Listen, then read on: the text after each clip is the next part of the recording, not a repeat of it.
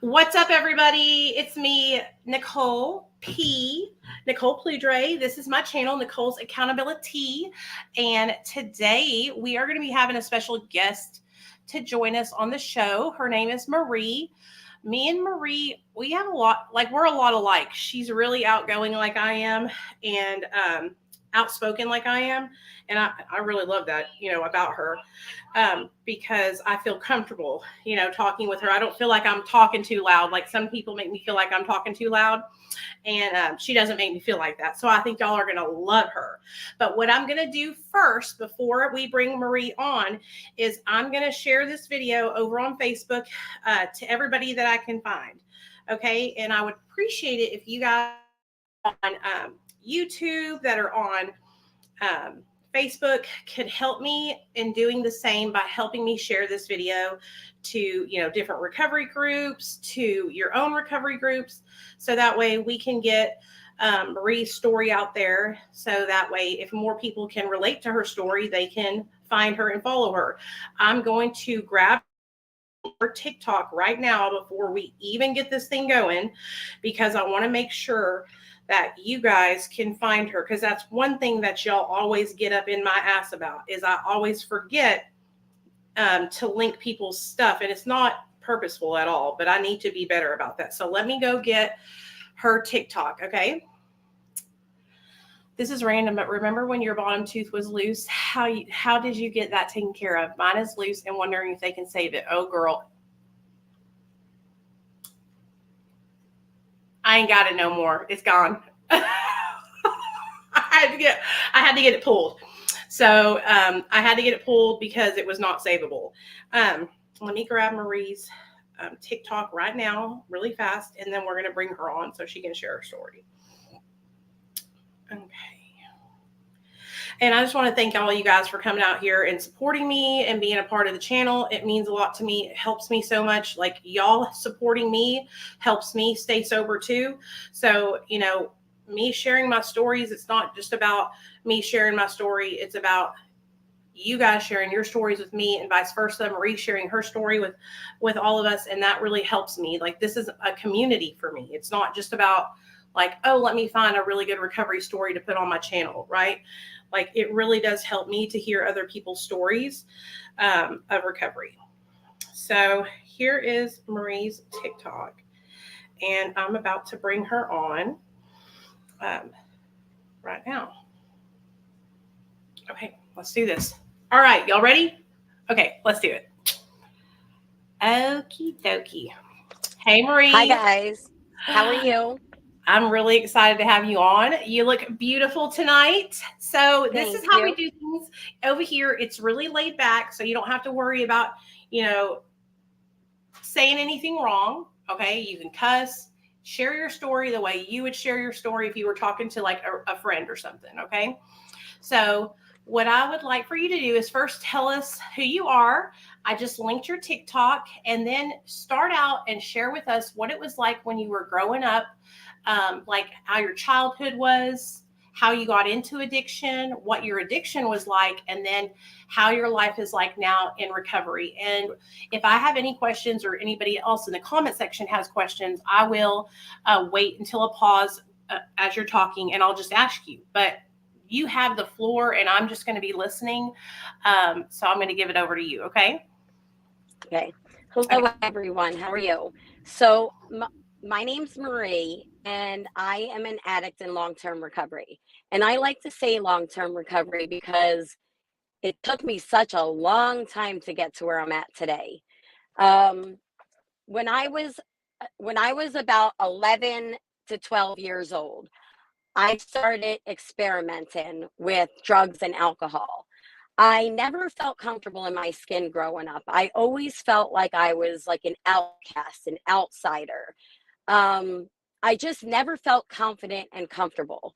So around the age of 11, 12, 13, I can remember going to high school, sitting at the lunch table. And when all my friends were like excited getting their food, I was the girl that was eating diet pills, because I was the girl that would stand outside of a Rite Aid with my babysitting money so that I could get somebody to run in there and grab me some diet pills because they wouldn't sell them. You know, I was too young to be purchasing stuff like that. Can I ask you a So I question? just always. What diet pills? Okay, so you know my story is a lot like yours too, so I have to ask you this. It is. I'm 41, so back in the day when the diet pills at the time, you could still get them and they had ephedra in them. So Yes, that's what I would take. The Stacker 3s with ephedra. okay, and then And they had Herbalife, and then the ones that for a while Anna Nicole Smith or whatever was advertising, and they still had the ephedra in them. And so that's when you could actually go and get them, and if you took them, you would lose weight. Like you would have instant results. Okay, so I had to ask you that. Okay, cool. Carry on. But you would not only lose weight, I personally would get this feeling of like, oh shit, I could get stuff done. You felt great. Yeah, like I felt like, oh, I could take on the world, like whatever I needed to get done. I felt like, oh, I had the confidence to now do so. Yeah. So that was at a young age. And I would just sit there at the lunch table and like watch everybody else and wish that I could eat. But I just would starve myself because I could remember being a young girl, and I grew up with 3 brothers, and they were older than me. 2 of them one was 15 years older, one was 10 years older, and then I had a brother that was 2 years younger than me. So like there was a big age gap there. My mom almost had like 2 different families. So like growing up, I always had to fend for myself. I would babysit. I would make my own money. I would never want to be home because home gave me a lot of anxiety. There was always a lot of yelling, a lot of screaming, a lot of chaos, a lot of searching for perfection. My family was like an old school Italian family. Everything to my parents had to be perfect. So that's why I feel like, and I still do this, and I'm still working on healing from this, but constantly searching for perfection. It's something that I've always had to do my whole entire life. So like everything had to be perfect from the outside, but everything was such a fucking mess on the inside. Like my family, everything had to be perfect from the outside looking in. Like, oh, God forbid. Yeah. Yes, from everybody else's perception. But that made me have a warped perception. I had a very warped sense of myself because I never knew, certain things because of the way that I grew up searching for perfection all the time. I didn't know that that wasn't normal. I didn't know that in every aspect of my life, I would always continue to do so. And it would just make me sicker and sicker because I can never be perfect. I can never be that really person. Strict on you? Was your dad really strict on you? Because my dad's Italian too. So that's why I'm asking. My dad is Italian too. And he came from a father who was physically and mentally abusive to him. And so my dad wasn't physically abusive to me and my sisters, but he was very, very strict, and he ruled with an iron fist. It was his way or the highway. So is that exactly how it was with your dad? I grew up. That's crazy that you say that because I grew up in a household where it's either his way or the highway, and they didn't care. Like, and they're still like that, very stubborn, very old school, very set in their ways. So I always grew up like, but I always grew up having to take care of myself as well. Like, I feel like my parents struggled. Like, we were doing well, and then we moved into like a bigger house, and then things kind of went downhill. And I don't know if they might have had problems like keeping up with the house and paying the bills, stuff like that. But they always had to keep up that facade. You know what I mean? Like bigger, better. The in-ground pool, we can't have weeds in our garden. Like I can remember going outside on the weekends, and instead of playing, we had a weed. My brother and we would have to weed. We would have to do chores. It would always have to and my father would come out and inspect everything. And if he's seen a little tiny piece of something, it would be, you would get criticized, and you would get verbally accosted, like verbally abused, criticized. That you were a slob. That's what my dad would say. Yes. You're all Yes, slobs. like, You're slobs. yes. And I was like, Yeah. damn. And like, oh, people don't want to live like with weeds in their garden, and I don't want somebody to come over here and see a weed in my garden. Like, okay, but at the end of the day, people have weeds in their garden, but I always had to search for perfection. Remember that. Yeah. So we couldn't have any weeds in our garden. Like, little things within the family were always brushed under the carpet. Everything was very fake and phony. I can't explain it, but I just felt like my parents, the way that they raised me, and it still is, and it's still dysfunctional, but like, my father, I never met anyone on my father's side of the family, never met my grandparents. He told me that they were dead and they were alive. So like, I grew up always like wondering like where I came from. Where's my family? Why doesn't my dad associate with his family? Why can't I bring it up? Because when I bring it up, I'm taking that to my grave, and that's all. Like, you dare not ask a question. Like, Yeah. you dare not ask, and everything was just so strict. Like, I spent the majority of my childhood punished. I did. I was constantly punished. And you know what I would do? And this is kind of really sick in the head, but I wasn't really that close with my two older brothers. Once they hit like 18, they flew the coop, like, I bet. out. So my younger brother, I would get him in trouble with me so that I would have like a buddy to hang out with, because I didn't have, like, I was literally always punished. And when I say always punished, I spent the majority of my childhood punished, like, for random things. And it would be like, oh, because I didn't wipe the table good enough. Like, I didn't wipe the crumbs from this corner down to that way because I did it that way. And I don't know what I'm doing because I'm a slob and I'm never going to do things right. And I always heard a voice in my head, and it was always a voice that was very critical. And I always felt like I was getting criticized. So I still to this day hear my father's voice in my head, and I'm learning how to, learning how to use healthy boundaries and learning how to tune that voice out and tell it back positive things instead of the negative things that it's constantly telling me. And you have So 4 kids. So now that you have yes, children, like, this is what happened. I caught myself being my father. And I caught, because you can't help but repeat what you have been taught all your life. And so you're once right. I had You're little absolutely Nate, right. I caught myself doing the same behaviors. And it's like you feel so much guilt and shame for putting that on your children, but it's the only thing that you were ever taught. So now I'm trying to course correct. Have you experienced the same thing? I have, and literally I kind of have a lump in my throat right now thinking about it, because I have experienced the same thing, and I'm trying to break that toxicity. And I'm 8.5 years into my recovery, and I'm still just at the tip of the iceberg of trying to break that toxicity. It's very hard to do. And I've utilized therapy throughout my whole journey, but putting the things into fruition and stopping certain behaviors is very hard. But at the end of the day, I just try my best to be the best parent that I could be, and, try to break that cycle the best that I can.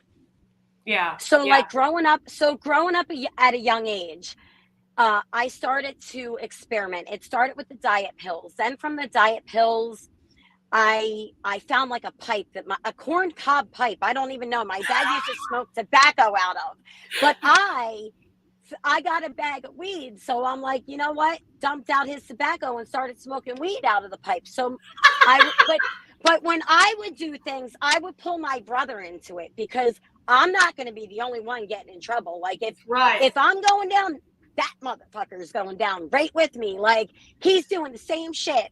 We're getting in trouble together. So that's what I used to do. And in order to escape my parents' house, I used to babysit a lot. My brother and I used to babysit a lot, because we could go to like family's house and they would pay us and we could make some money and have some freedom, because like my parents would never, like, you knew not to even ask for something if you went to a store. Like, don't even bother asking. Like, it is a no, it's a no, and it's a no. So my kids don't know how lucky they have it, the fact that they could even ask. I Like, know. because I did not grow up that way whatsoever. So I was always trying to escape the house, always. So I was always volunteering to babysit, always had a job at a young age, always making my own money at a young age. And I started buying weed, I started buying alcohol, and I started drinking. And when I would babysit, I would steal alcohol and I would drink it babysitting. 12, 11, 12, 13 years old, stealing people's alcohol, but they're not going to think the 12-year-old babysitter is the one drinking Right. their booze. You know, like, I would, unfortunately, I, you know, would do these things. And then I would realize I would feel this euphoric feeling.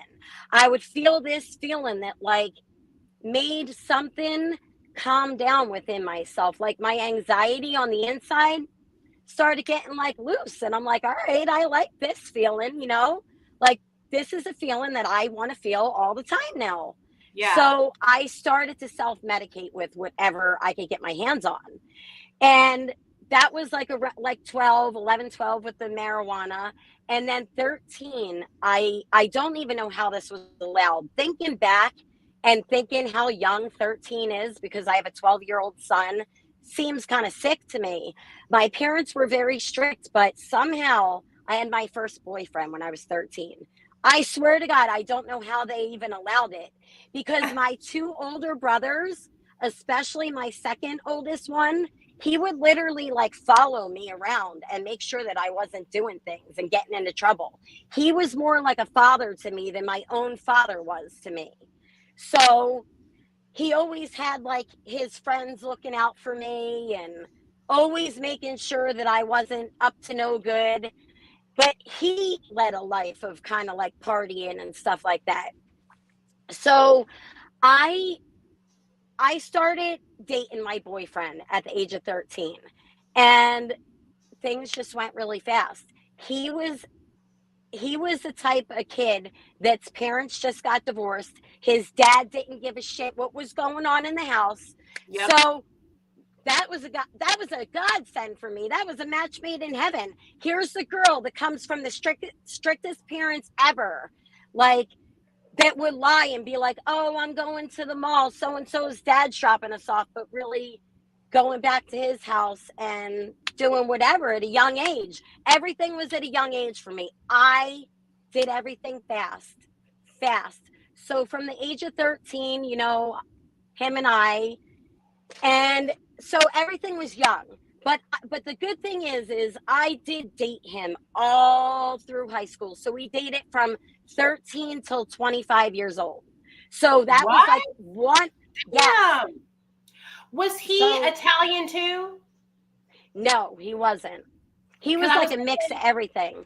okay. What I was thinking in my mind was maybe her dad let her date him because he was another Italian No, kid.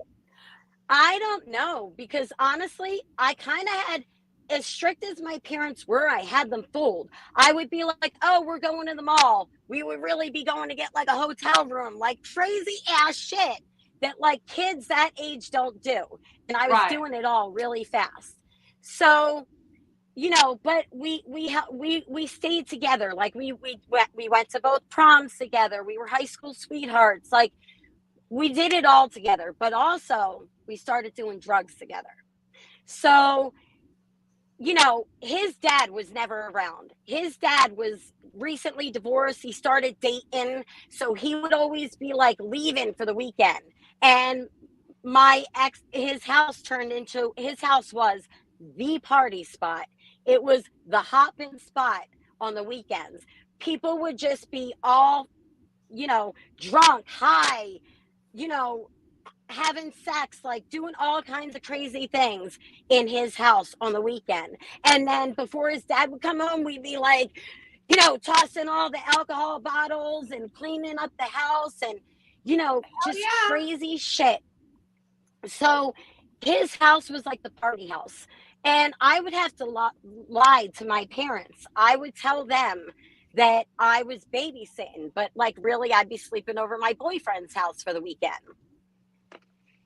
Damn. Listen to me. We all have that friend that we all have that friend or that boyfriend whose parents who were super laid back. And because I was the same way, I came from a family. So finding a friend like that where we could go and we could let loose, it was like I felt so comfortable there because I was able to be my true self. So did I. You know what I mean? And so that's what drew me to that was I felt like here I am accepted by their parents. I'm accepted by my friends here. I can be my true self. I can eat. I can let loose. I can get fucked up and nobody's making fun of me. And that's what I think was so attractive about it, you know? Yeah. And that's kind of what kept me. So like during high school, he started selling drugs. He started selling ecstasy because like around the ages of like from like I think a senior, I graduated high school in 98. So like from a senior in high school, we started doing E and we started dropping E-bombs every weekend. It was like we were even doing it during the week. Like it was like a thing constant.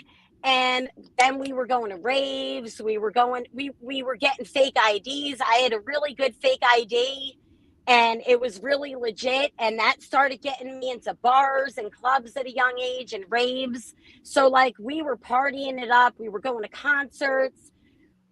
We were dropping, what's it you put on the sugar cubes? I'm drawing a blank right now. You can put it on acid. Yes, acid. We were dropping acid. He was selling acid in eyedropper bottles. We were dropping it into our eyes. These were the days when you could do that, though. We come from the time before fentanyl, so we could actually go out and get high and not die immediately. You know what I'm saying? We had an opportunity to experiment. You know? Yeah, like I was doing shrooms. You name it, I started doing it. Yeah. So my high school boyfriend, he got into a really bad car accident around the age of 21, drinking and driving. To the point where he had brain damage, he had to learn how to walk, he had to learn how to talk. I ended up dropping out I was in nursing school and I dropped out of nursing school to take care of him because we had a very codependent relationship and I didn't realize it at the time. But like I needed him and he needed me for two different things. And then when the drugs came into play and the addiction really started to take a turn, we became two different people. And it's crazy because we like grew up together. We grew up partying together. But once the opiates got into the conversation and things just started to take a dark, ugly turn. I was getting a prescription for oxycontin. He was getting a prescription for oxycontin.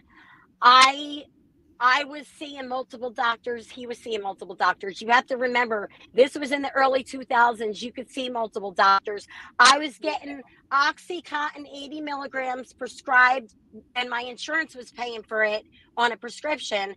But I was having another doctor write me, and I was taking it to a pharmacy and paying cash. So I was getting 2 scripts to 80s a month. He was getting 2 scripts to 80s a month. He was getting benzos. I was getting benzos. He was getting fentanyl patches. I was getting fentanyl patches. The Doralgesic patches. I was also prescribed the Atique lollipops. Lozenges. Yes.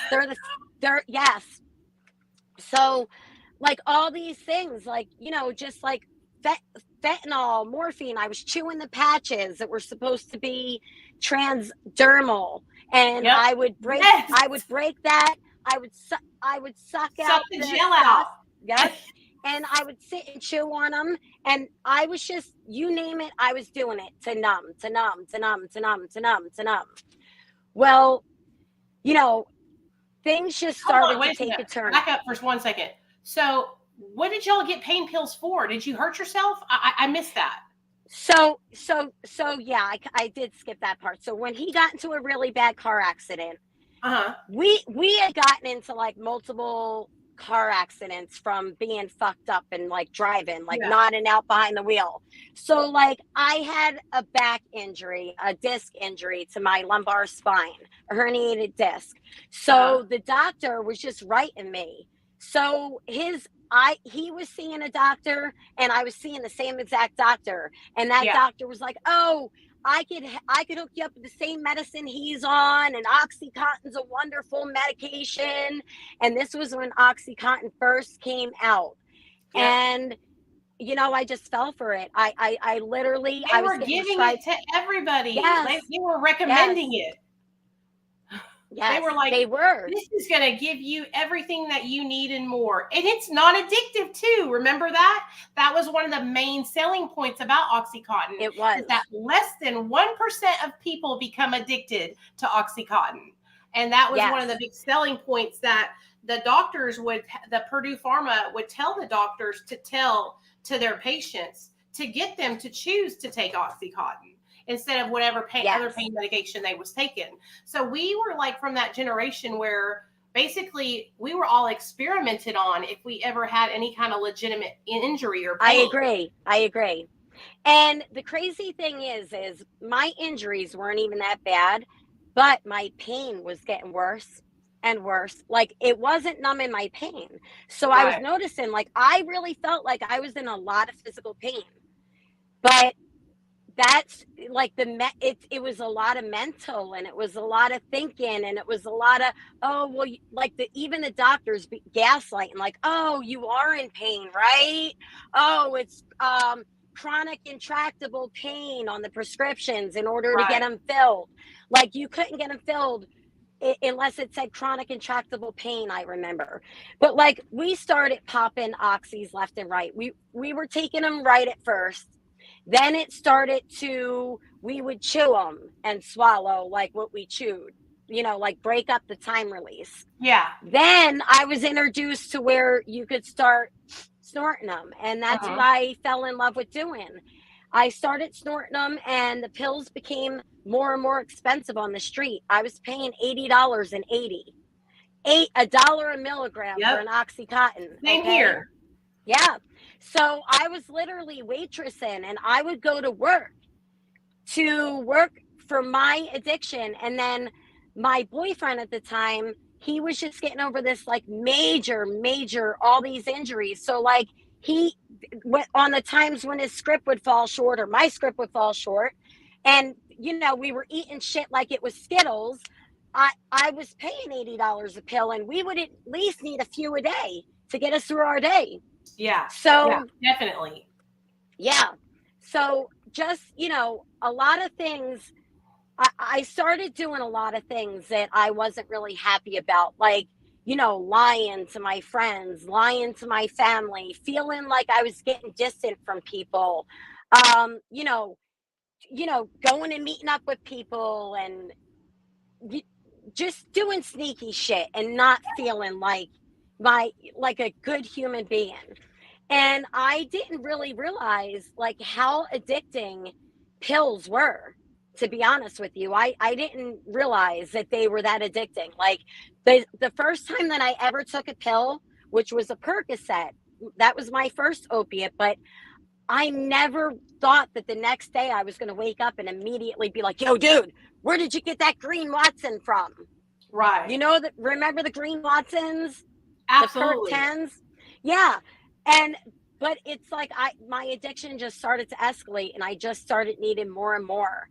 And I started losing things too. Like I was going to college. I dropped out of college.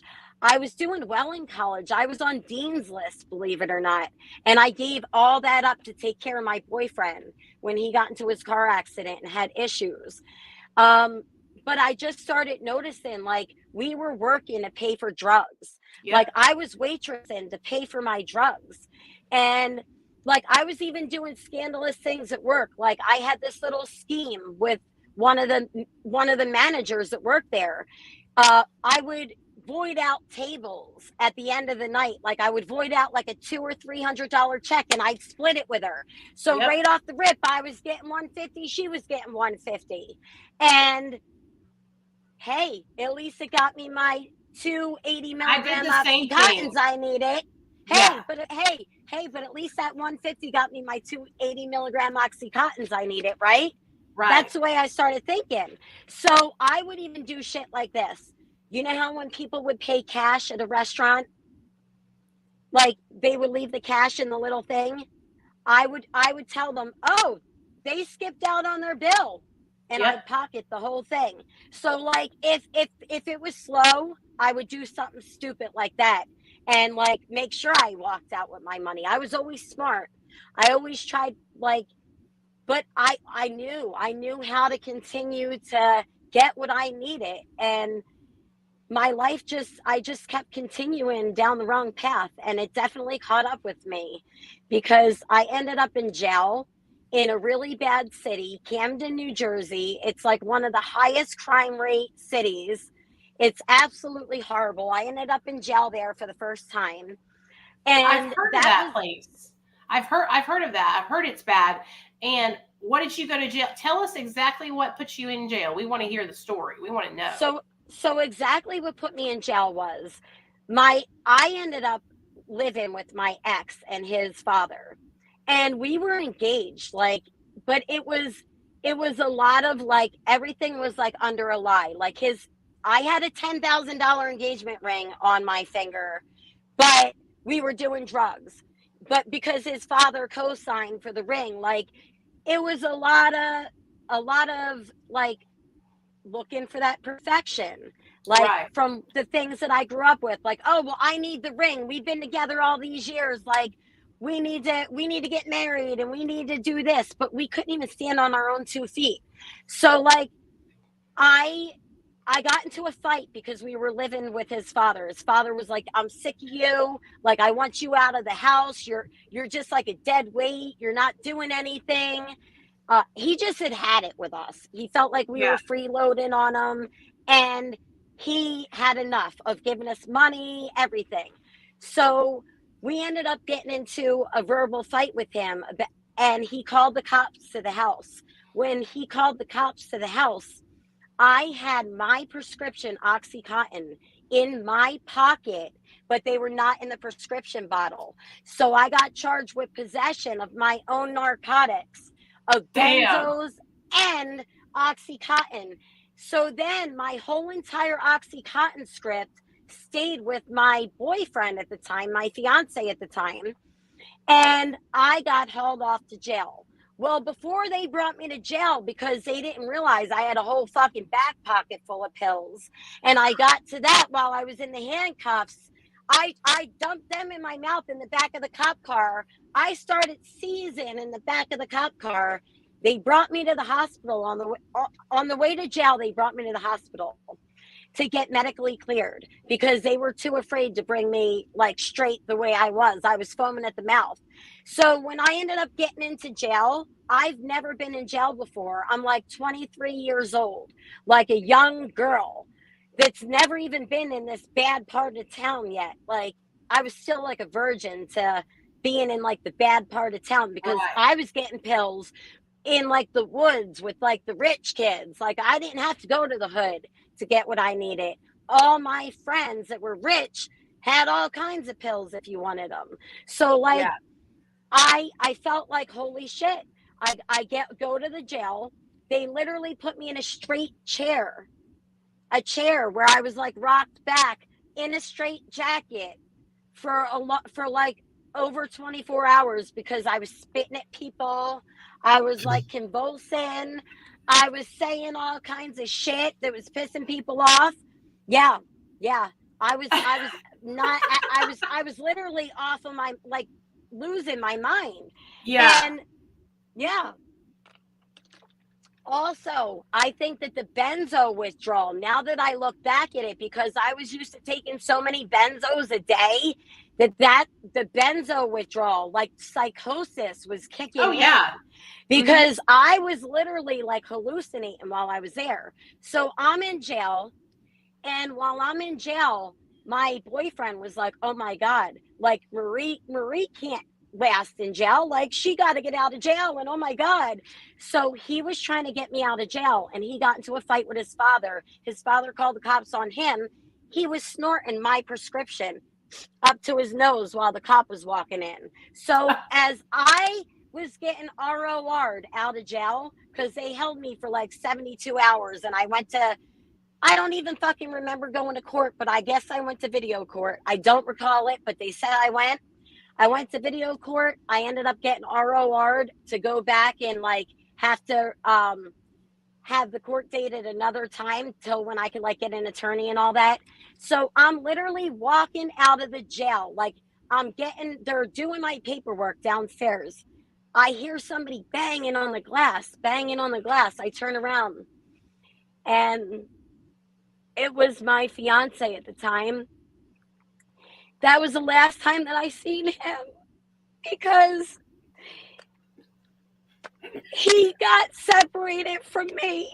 Like, his family, he was coming into jail and I was going out, and I tried to hang around, and I had nowhere to go. His family didn't want me back. My family didn't want me back. And I depended on him. So I didn't know what to do with myself. So literally I was just walking the streets, just homeless, looking for him, waiting for him to get discharged from the jail. Well, the guards played a horrible trick on me, because I went to looking for him, and I kept calling, and like there was payphones back in this day. So I kept looking for him, and I was so scared.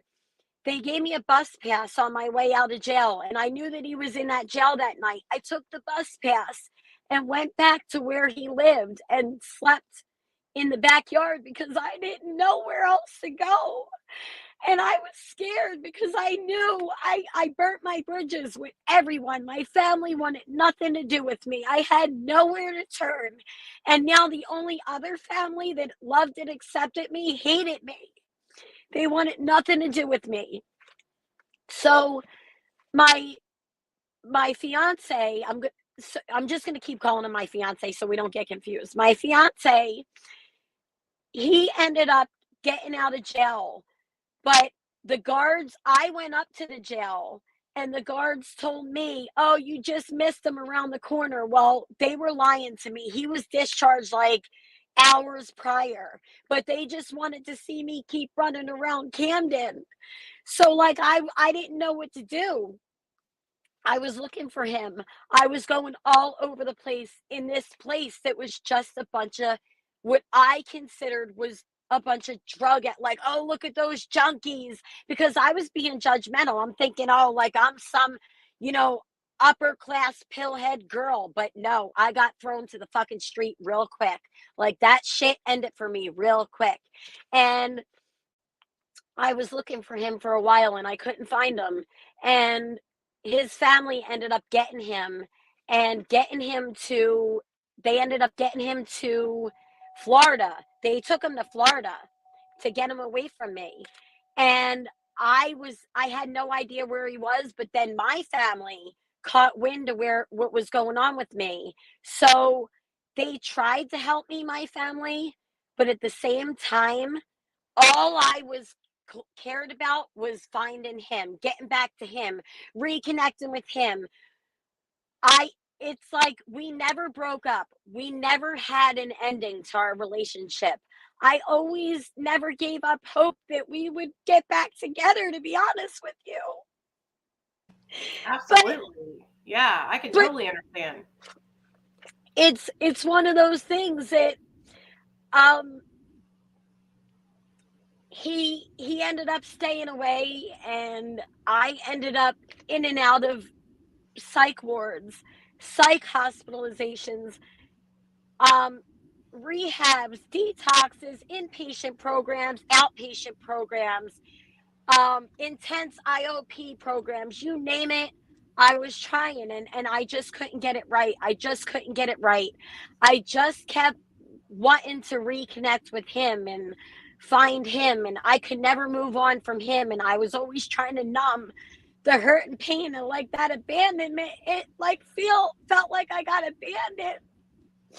So I just kept chasing the feeling, and I ended up in a relationship soon after that was a rebound relationship. And it was because I was in the wrong place at the wrong time in my life. And I happened to be living in a hotel, and I happened to start partying with this guy, and we ended up in a relationship, and he ended up being a recovering heroin addict. He wasn't recovering when he met me, but he was like, "Oh, I just drank," and he was hiding the fact that he was still doing the other shit.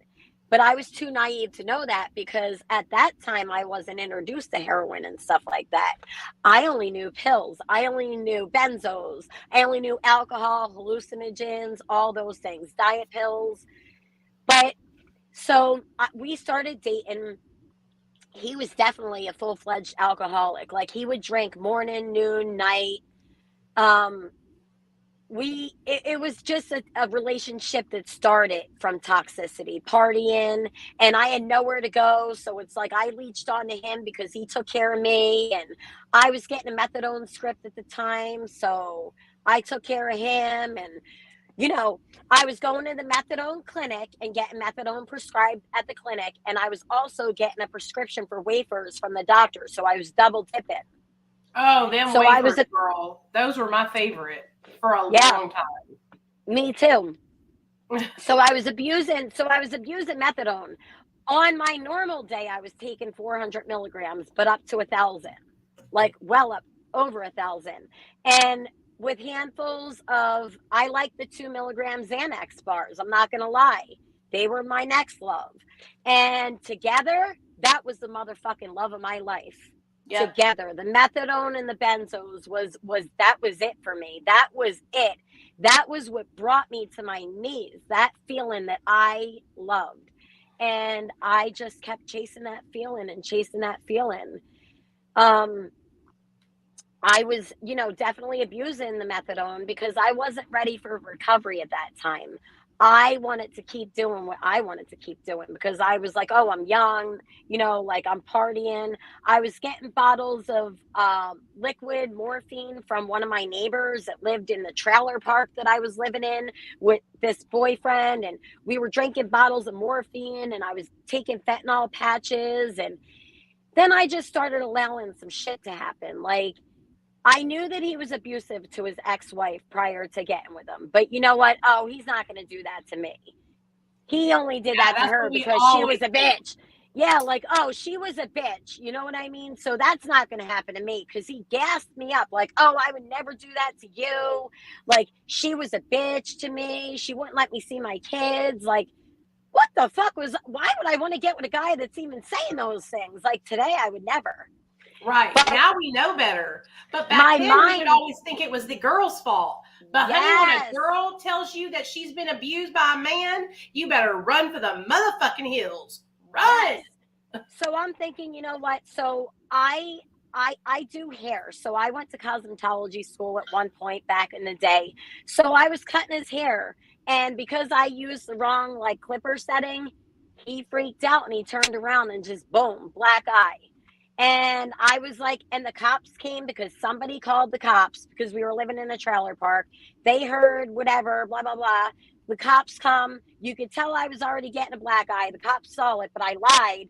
Oh, I bumped into the wall last night when I got up. Like, and they took it at that and they just let it go. But because I was so adamant in protecting whatever, I didn't want to lose the roof over my head. I didn't want to, like, we were partying together. We were having, like, so, but at the end of the day, I accepted things that I would never accept from my fiance that I was with for all those years. The guy that I was with all through high school, like, the love of my life. Like, he would have never treated me that way. So I'm starting to accept, like, less and less and less. Like, just, So that ended up, I ended up doing more harsh drugs with him. And, he liked to shoot up. And there was a few times where he was doing heroin, and I'm like, you know what? I might as well try it. Fuck it. Let me see. Let me see what this is all about. Like, what's everybody talking about? Because all I heard about heroin, to be honest with you, was, hey, at least it's not $80 an oxy. Like, Yeah. you could, girl, why are you wasting your money? And girl, your tolerance is up to here now, so you might as well do something different. Well, but for some reason, and I don't know if this was because of the methadone, thank God, but when I tried it, I didn't like it. It didn't do for me what my cocktail did for me at that time. So I It was didn't, it probably the didn't, methadone keeping you from feeling the effects of it. that's, You know what I mean? that's what I think. That's now looking back that I'm more educated. I could tell that that's what it was. Yeah. I would have, at that time, I just was like, well, I felt like the methadone and benzo cocktail was a little bit better for me and stronger. So I just didn't really fall into that. But, you know, he continued to abuse himself. He was like cirrhosis of the liver, hep C, in and out of hospitals. And I'm like, our relationship just ended up coming to an end. He put me in a lot of situations. Like, I could remember the day that when I went to jail and got locked up, my ex used to give me all this beautiful jewelry, and I always loved and like took care of it. But when I went to jail that day in my past, the engagement ring I gave back because it was like so much money. It was a lot of money, but there was this eternity band that he bought me, and it was all baguettes and diamonds, like going all the way around. And I never took it off of my finger from the day that he gave it to me, and I always cherished it.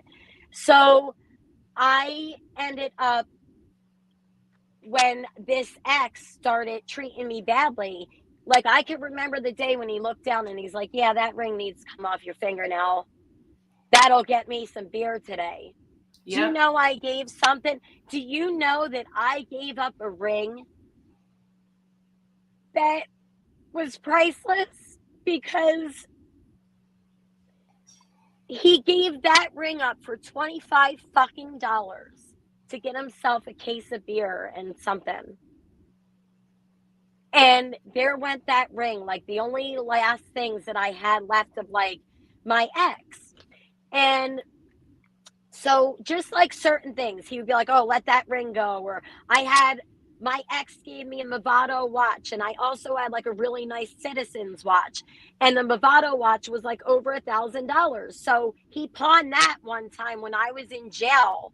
The reason why I was in jail was because I lied and said that I was driving for him so that he wouldn't get a DUI, and I took the fucking jail charge. So while I'm in jail, he's pawning all my shit for his alcohol and his drugs for the weekend. So I like, went through I'm the like, same thing. The I'm same sitting here thinking, like, how does a girl that went from getting treated like this Yep. go to getting treated like this, bro? Like, how am I allowing this?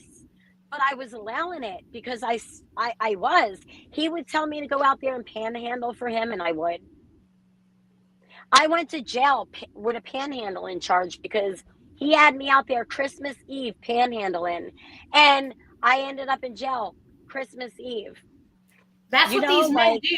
That's what these men do to women. Like I had the same experience with a man in active addiction after I left my first boyfriend, the man before my husband now. I had the same experience where isn't that crazy? he used me to his advantage, and he took advantage of the fact that I was a hard worker and willing to work multiple jobs to keep us afloat. And it's like, honestly, our stories are so similar, parallel. It's like that's why I can't keep on. I want to break in and keep saying, oh my God, me too. Oh my gosh, me too. Because that's exactly what I went through. It's And crazy. they see us as vulnerable, and they prey on us because we're vulnerable, we're insecure, we don't have any self-love or self-esteem, and they use that to their You're advantage absolutely right. to feed their own self-esteem and to make themselves feel good and to get what they want.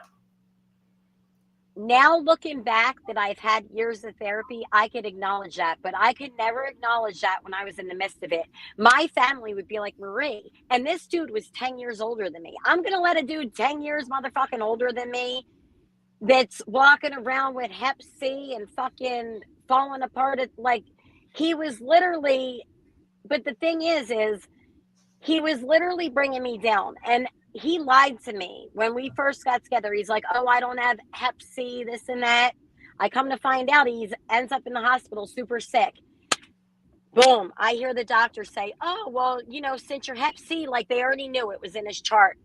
Yeah. I'm sitting in the room and my fucking jaw drops and I'm like, you're what? You're fucking what? What do you mean, bro? Like you're hep C? Because I was so naive. I was so fucking naive. I never thought in a million years. But because I went from that very long-term stable relationship that started getting, you know, toxic towards the end, but I was so familiar with this person, to another person, he just took advantage of seeing a girl that was so broken down. I was so broken down, so broken down. And he broke me down even more. He broke me down even more. So he made my self-worth even lower. Yeah. So he ends up telling me one day, you know what? I don't even want to be with you anymore. I'm going to get my life together and you're not part of my future. And I'm like, what? And I'm like, you're like you're trading me in? What the fuck? But see, the thing was, is there was like no sign. So I'm like it came out of nowhere. But at the end of he was putting the roof over my head. So I'm like, what? So here we go. Abandonment. There is not abandonment number 2. So I felt super abandoned again. So I ended up going with one of his cousins. One of his cousins ended up saying, like, being like, oh, you know, you could clean for me, you could babysit for me. And she let me stay at her house. So I would babysit for her and I would clean for her and I would do like odds and end jobs for her. And she let me live there. So I did that because honestly, I knew I had nowhere to go. So I was doing that. And then that's when I met my kid's father. He ends up being her cousin, my friend's cousin. So I end up meeting him. I'm extremely broken down. So I'm like a very broken down person. My teeth are starting to crumble and fall out of my mouth. I was in a full-blown opiate and benzo addiction, pills. I was getting oxycontin at the time. That's what my doctor was prescribing to me for pain. I don't know if you know what oxycontin are. Oh yeah. Yeah. It's aren't they so I was aren't they oxymorphone? It's morphine sulfate cotton. Yeah, okay. It's morphine sulfate MS cotton. They're like oxycontin, but it's like the morphine version. So my doctor was giving me those at the time when I met my kid's father. But I was trying to act like, you know, I said, yeah, I had an addiction in my past, but like I'm good now. You know, I was trying to play like I'm good now and I'm trying to get my life together. But really, when he would be at work during the day, I would be out at doctor's appointments, picking up new scripts of pills to get me from being sick. So after being with him for a short period of time, like he was traveling from out of state doing work. So he was in New Jersey and that's where I was living for like a short period of time. I started staying at the hotel with him where he was staying. And then he's like, he was going to Chicago to do work. So I'm like, all right, I'll go with you. I bounced with him. I'm like, fuck it. What do I got to lose? Yeah, I'll fucking hop states. Well, do you know how tiring it is to try to hop states when you need narcotics and opiates to feed an addiction? And you've never gotten, you know, scripts out of state. So I went out of state. We go to Chicago. I was like tirelessly always trying to find doctors to write me pills, but I could. I started to get really sick. Though when, you know, I was drinking a lot on the weekends. I was starting to get like abdominal pain. I was starting to not feel good. Well, he ends up bringing me shortly after we get to Chicago. Yes, he. Oh, I think she was freezing up. Hold on, y'all. Let me remove her real fast, and she'll come right back. Though I think her phone might have overheated because I know she has been talking about that, but she'll be back. Don't worry. Let me text her real fast, make sure.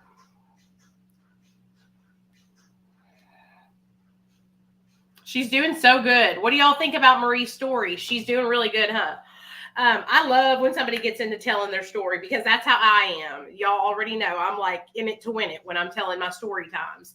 And what I was telling you guys earlier, I had that braid in my hair that I braided while I was listening. I was braiding my hair. When I met Marie over on TikTok, we'll have a little intermission until she comes back. When I met Marie, go get yourself something to drink, a little snack or whatever. When I met Marie on TikTok, we have so much in common in our stories that I was like, and also I can relate to her because she's like outgoing and outspoken like me. A lot of people take us the wrong way because of how like powerful our speaking voices are, and people can think we're yelling or angry when we're not. Like this is just how we talk, So I love her. I love her, and I think her phone overheated, so she'll be right back. I'm almost positive that's what happened. Let me send her this link again. But she's just a really cool ass chick, so I like her a lot. I like her a lot. Hold on, let me send her another link. Ooh, copy. I think I think her phone, because she had said something about having some troubles with her phone, and that's what she had to go get a new one because of her phone. Her other phone was overheating. So let's hope that she can get back on with us. Oh, hey, Jess, will you let her know I just resent her another link? Hopefully that one will let her in.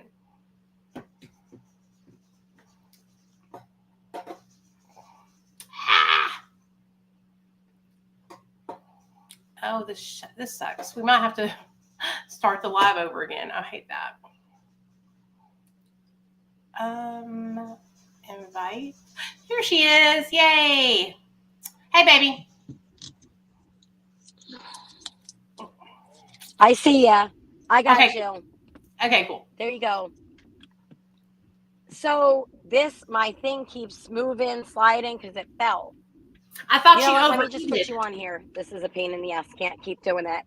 So anyway, I was off to the part about when I met my kid's father. Yes. And I was using, and I was trying to hide it, but I was starting to get sick. So I was getting abdominal pain a lot. I ended up in the hospital, and they're like, "Oh my God, you need to be admitted. You have pancreatitis." So I started getting pancreatitis a lot. And after that, I was in the hospital, and the doctor at the hospital was like, "Let's admit you and do some further tests on you to see what else is going on." So at that time, they realized that I had Hep C, that it was starting to affect me. I had pancreatitis, and that I also had stage 1 necro-inflammatory cirrhosis of the liver. Wow. So I allowed myself to get to an extremely unhealthy point in my life, to the point where I was, just putting whatever into my body. And I wasn't even 30 years old. I was 26 years old when I got diagnosed with cirrhosis. And the doctors were telling me, like, this could not, like, if you continue to do what you're doing, you will kill yourself. You will not get on a transplant list. It's not going to happen for you.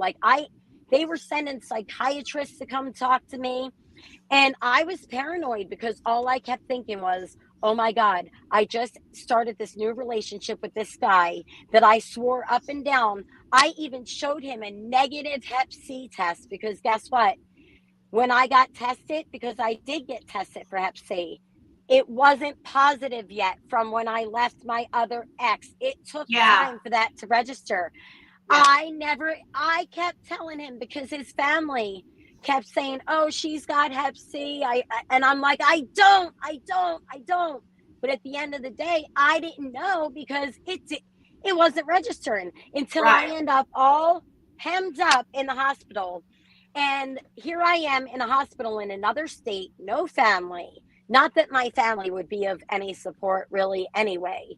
But I have him. He's all I have. I started to depend on him.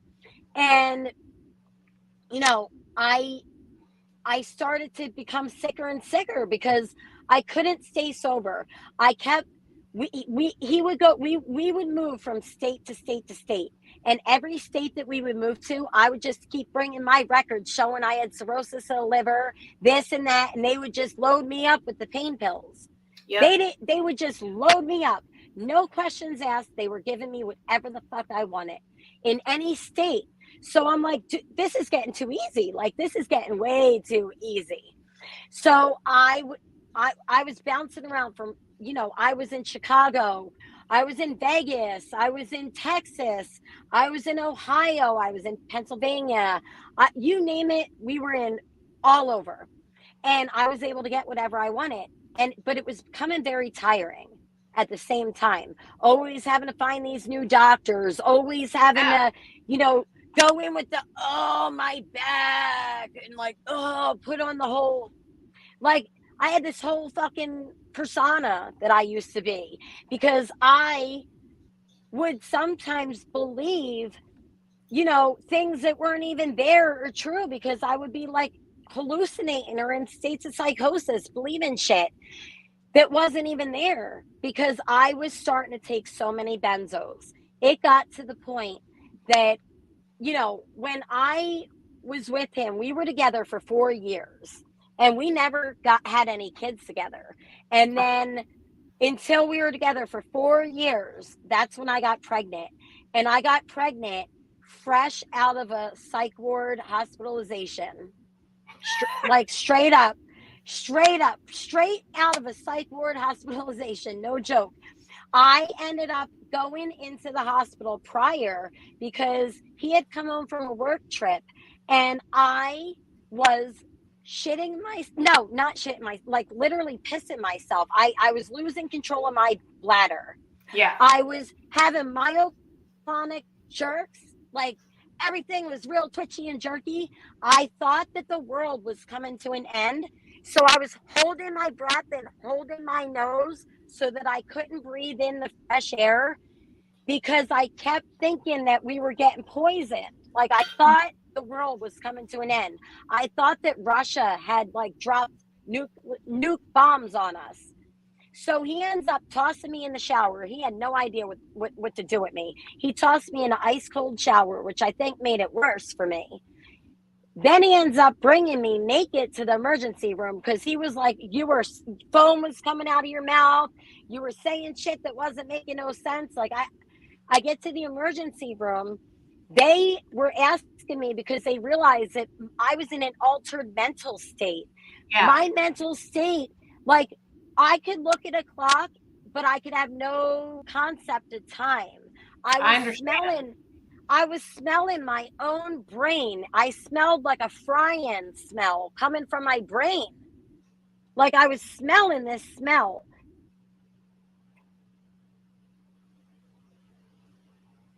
I understand exactly what she's saying, y'all. She just froze up. Um, Oh, I was say, can you hear me?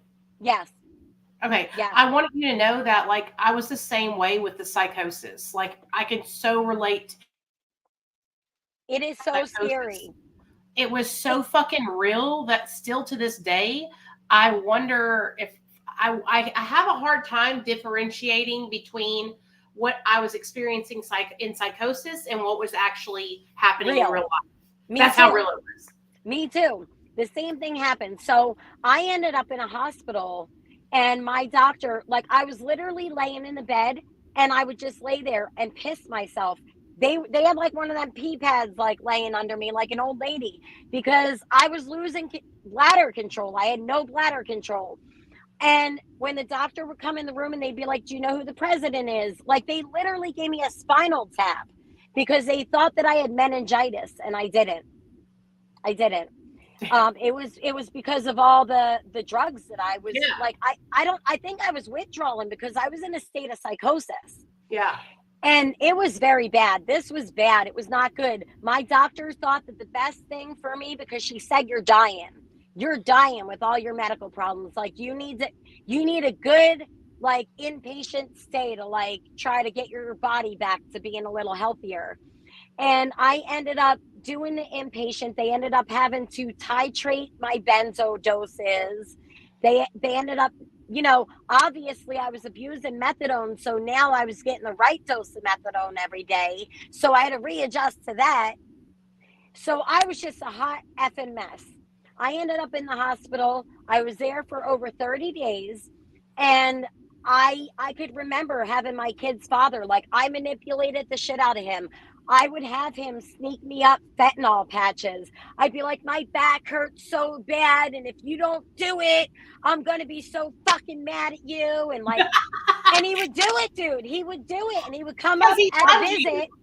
Because he Yes, loved you and didn't want you to be in pain. I totally get it. he would come up at a visit, and because they were clear, he could get, like, it was easy to bring them in. So I was chewing them. So before I even got out of there, I was already fucked up again. So I get out of there and I end up pregnant within like 2 weeks with my son. And that's when the doctor was like, you know what? You can't come off the narcotics that you're on right now. I think that methadone would be a good choice for you. And I went on methadone during my pregnancy. I I ended up having a healthy pregnancy. I ended up having my son. He was the love of my life. My son was a very difficult child. I started noticing things with him that were abnormal. I started noticing that, like, he was a baby that would sit there, but he would take his head and he would slam it into the hardwood floor and, like, look back at you laughing. Or he would take a toy that was like weight, like a something that you would think was too heavy, and he would hoof it across the room at you and throw stuff at you. Or, he was very rough around the edges. So I I I I started to notice these signs in him. But while I'm noticing these signs in him, oh, I wanted another baby. So I ended up wanting to get pregnant with baby number 2. So I ended up getting pregnant with my daughter. And she is, I'm pregnant. The pregnancy was rocky from the beginning. There was always something going on. My amniotic fluid became very low. So they ended up putting me in the hospital at like 23 or 24 weeks. I was in the hospital until I gave birth. I gave birth at 29 weeks. And my daughter was 3 pounds, 4 ounces. And when I had my daughter, they told me that, you know, first of all, she's extremely a preemie. You might have issues with, her health and cognitive stuff because of her being so premature. So I accepted that. Um, but shortly after she was born, she was in the NICU unit for like 50 something days. And when she comes home from the NICU unit, I had my son, he was like 3 years old, but he was a handful. He was a lot. He was a handful. And I'm prescribed, opiates and benzos still, the cocktail that I love. And my son, he was a lot to handle. And I'm juggling having my daughter come home from the NICU unit. So I'm learning to become a mom to 2 kids. And you constantly have to have eyes behind your head, especially when you have a toddler that's like rambunctious and all over the place. So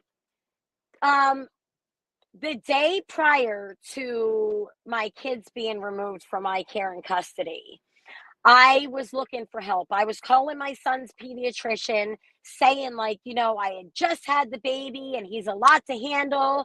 Can I get him in a daycare program? Can I get some sort of assistance, some sort of help in trying to find resources? And nobody was like, being helpful, to be honest with you. They were just like, "Oh, you're just an overwhelmed mom, trying to juggle two kids." Well, I'm like, "Okay, maybe that's what it is." So one day I'm up making a bottle, and my daughter's just home. She's home 13 days from the NIC unit. And I turn around to make a bottle, and I had this bassinet that my daughter was in. It was a wooden, like oval shaped bassinet. And there were shelves on it, like you could put the diapers, and there was different shelves, and it was wooden, and it was on wheels.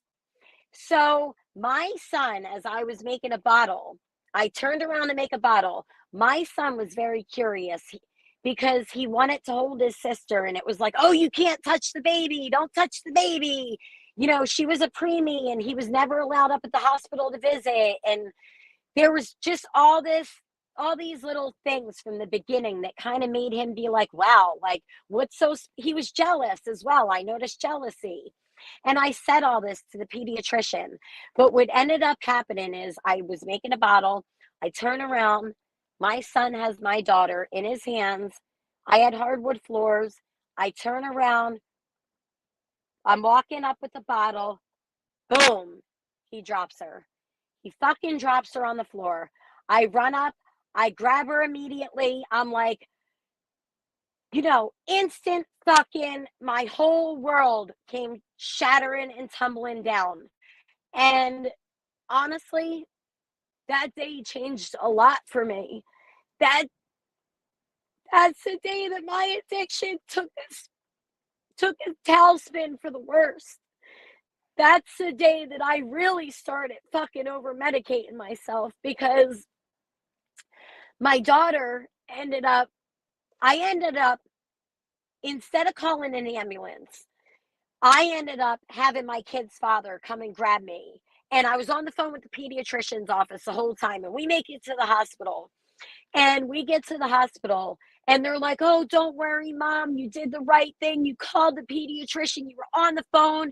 You were checking her. You were doing the right thing." They were gassing me up that I was doing the right thing, that this was a normal thing. It happens. So they were like, "Oh, we got to do an MRI, a CAT scan, whatever, to make sure that there's nothing like majorly wrong." They do the MRI and CAT scan, and they come back and they're like, "She has a closed skull fracture. And unfortunately, we can't handle it here at this hospital. We need to take this to a hospital that's like a trauma center, a children's hospital."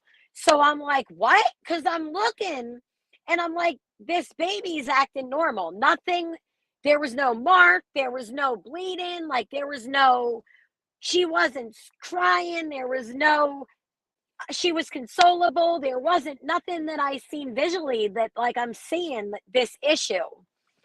So I ended up going to the hospital with her, and we all go up there, my son as well. We're sitting in the room all day, they're running tests, this and that. It's getting late. We're there from, like, this happened early in the morning. So this is like 8 o'clock at night. And I went from New Jersey to Children's Hospital in another state. So they were telling me at the hospital, they were like, "You should send your son home. It's getting late. There's no need for them to be spending the night up here. You could spend the night up here. He could come back up here with your son tomorrow morning. No big deal." So I'm like, all right, I'm at the point where I'm so irritated because I'm so nervous about what's going on with my daughter's health. I'm so worried about, you know, what's going to happen. I'm worried about, you know, just everything, just a ball of nerves. And I ended up saying, "You know what? I was frustrated too because my son was a lot to handle, especially up at the hospital. He was touching everything, like the stirrup things in the room, opening and closing them, like constantly doing shit." So I just wanted him gone, to be honest with you. I'm like, "Get him the fuck out of here." Well, I kind of just was like thinking I was going to see him. He ends up leaving, and I end up sitting in the room with my daughter. I end up getting a nurse come into the room, and she tells me, she said, "You need to come out in the hallway with me." And when I went out in the hallway with her, There was about 15 police officers, DCF investigators, um, police officers from my state, their state. It was bad. They brought me to a room and they said, you need to sit down. You no longer have custody of your child. You no longer have custody of your son. The police are on their way to remove your son from your household. And I'm like, for what? I'm like, literally for what? Because when I was up at the hospital, I made the motherfucking mistake of talking with the social worker and telling the social worker that I had postpartum depression. Yep. And that I was on prescription medication. And the fact that I had postpartum depression, they took that as, we need to investigate this. We don't know if a 3-year-old could have possibly dropped this child. They took it as a criminal investigation, and they took both of my kids away. They put them in foster care. They kicked me out of the hospital at 12 o'clock at night in another state with no way to get back home. I was traumatized. I didn't know what to do. I'm like, I was not allowed in the room no more. I was not allowed to call up to the hospital to find out what was going on with my baby. My son, he's 3 years old. All he ever knew was me. Now he's with some stranger. I started really fucking taking handfuls. I started increasing the amount of pills I was taking. I started really numbing myself. And, I worked with DCF, and that was the first time that my kids were removed. And that's not the only time that my kids were removed.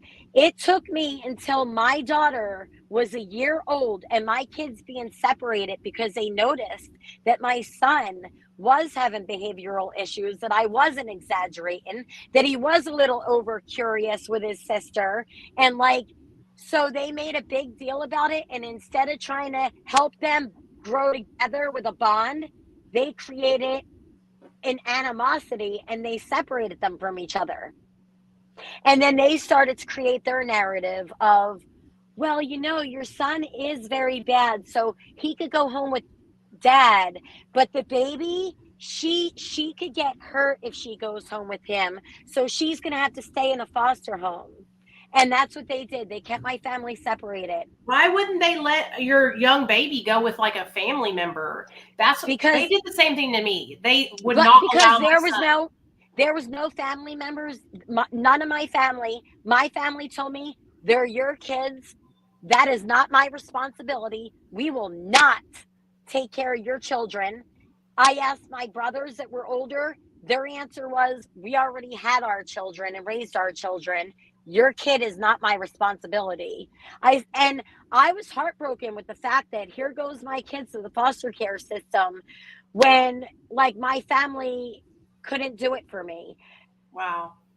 It was a tough thing for me. And I just continued to, I was working a service plan, but to be honest with you, I wasn't working a service plan. I wasn't doing the right thing. I was still over medicating myself. I was still abusing shit.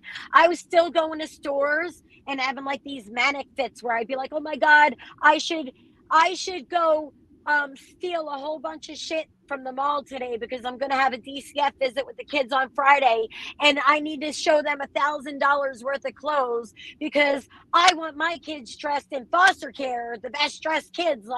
My priorities were really fucked up. Yeah. I went through a lot with DCF, CPS. I ended up having to leave the state that I was in. I ended up having to come to another state, and I ended up getting that DCF case finally dismissed. And within 30 days of coming to the state that I live in now, I had lost my children again, because when I got here, when I left that state, I was on methadone, and I cold turkeyed methadone in jail because I was in jail because I failed my urine screens for DCF, and my clean urine screens were part of my probation for my shoplifting charge. So I ended up in jail prior to coming here. And when I was in jail, I cold turkey the methadone. I was in a major psychosis in jail, but Yeah. I vowed to myself that I was not going to pick up the methadone again and that I was going to really try to get my shit together. And when I got out, I really struggled with precipitated withdrawals. Like when I left that state to come here, I had gotten some Suboxone off the street and I had brought them here. But once I ran out, I didn't know what to do. And I was trying to call up all these doctors, but their wait lists were a few months long to get Yeah. on Suboxone. And I didn't want to get on Suboxone years prior because I tried it and it took away my cravings. Like, why would I want to do? Hey, why would I want to get? Hey, why would I want to get on something that works? Like, come on, I need to do it my way, right? So I had to go through a lot of heartache and hardship. So I come here, and I didn't have my services set up. So I was in precipitated withdrawals bad, and I was still coming off of benzos. Like I was having really bad myoclonic jerks, twitching.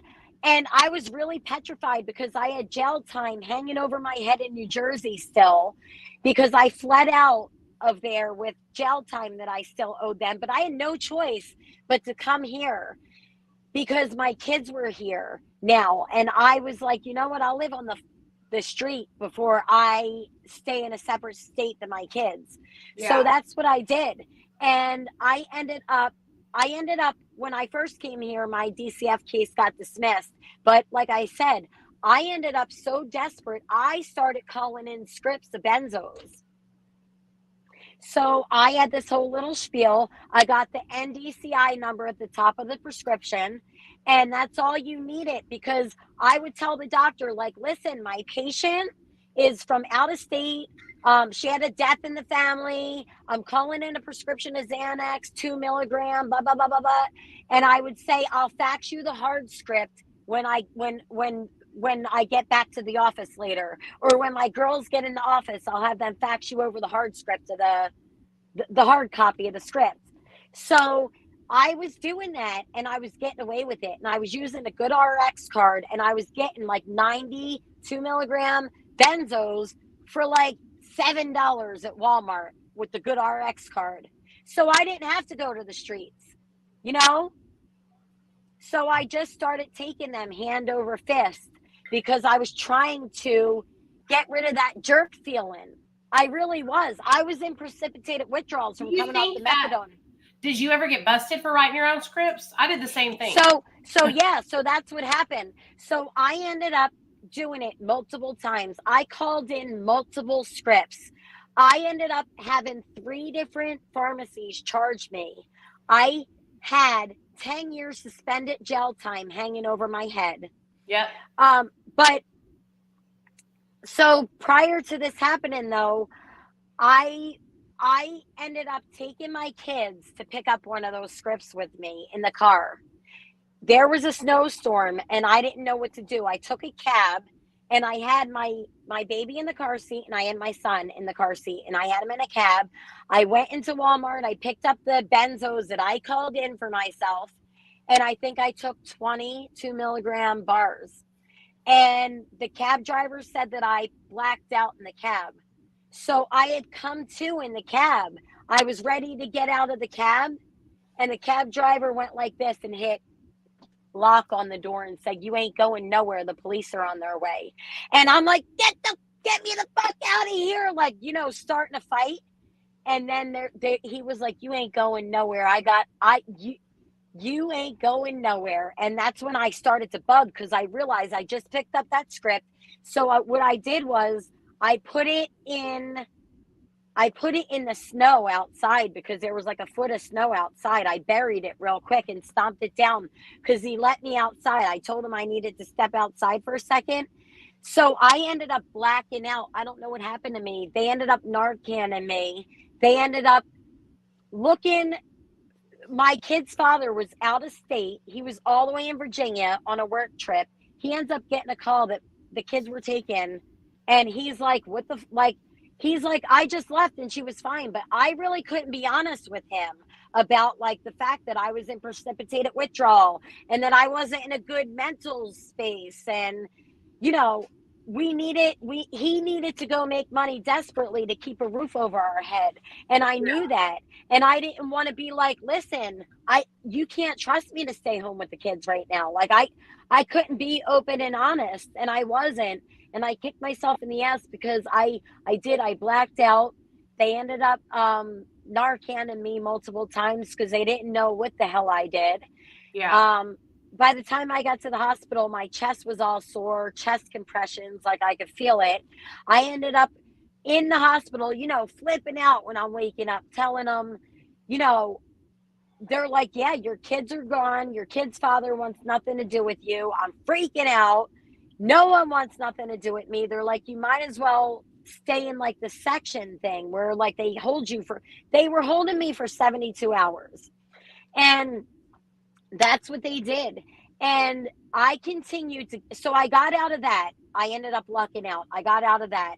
And I started trying to work with DCF. And I started to be like, you know, maybe I can try to do something. Maybe I really can do this. And that's when I really gave Suboxone a good shot. And I got on it and I took it the right way. And I started to work my DCF service plan. And I started to do things the right way.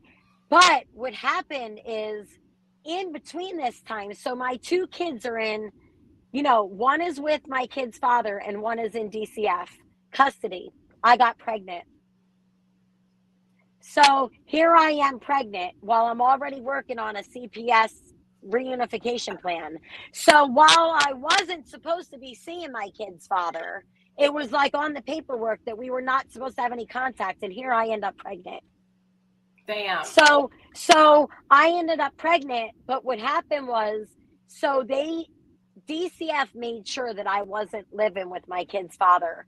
They said that if I lived there, that my kids would be gone forever. So he had to really stick to that. And I tried going back. Like I busted windows out. I tried to do what I could to make a ruckus, to try to get my foot in the door. But at the end of the day, I just started to surrender and I started to do things the right way.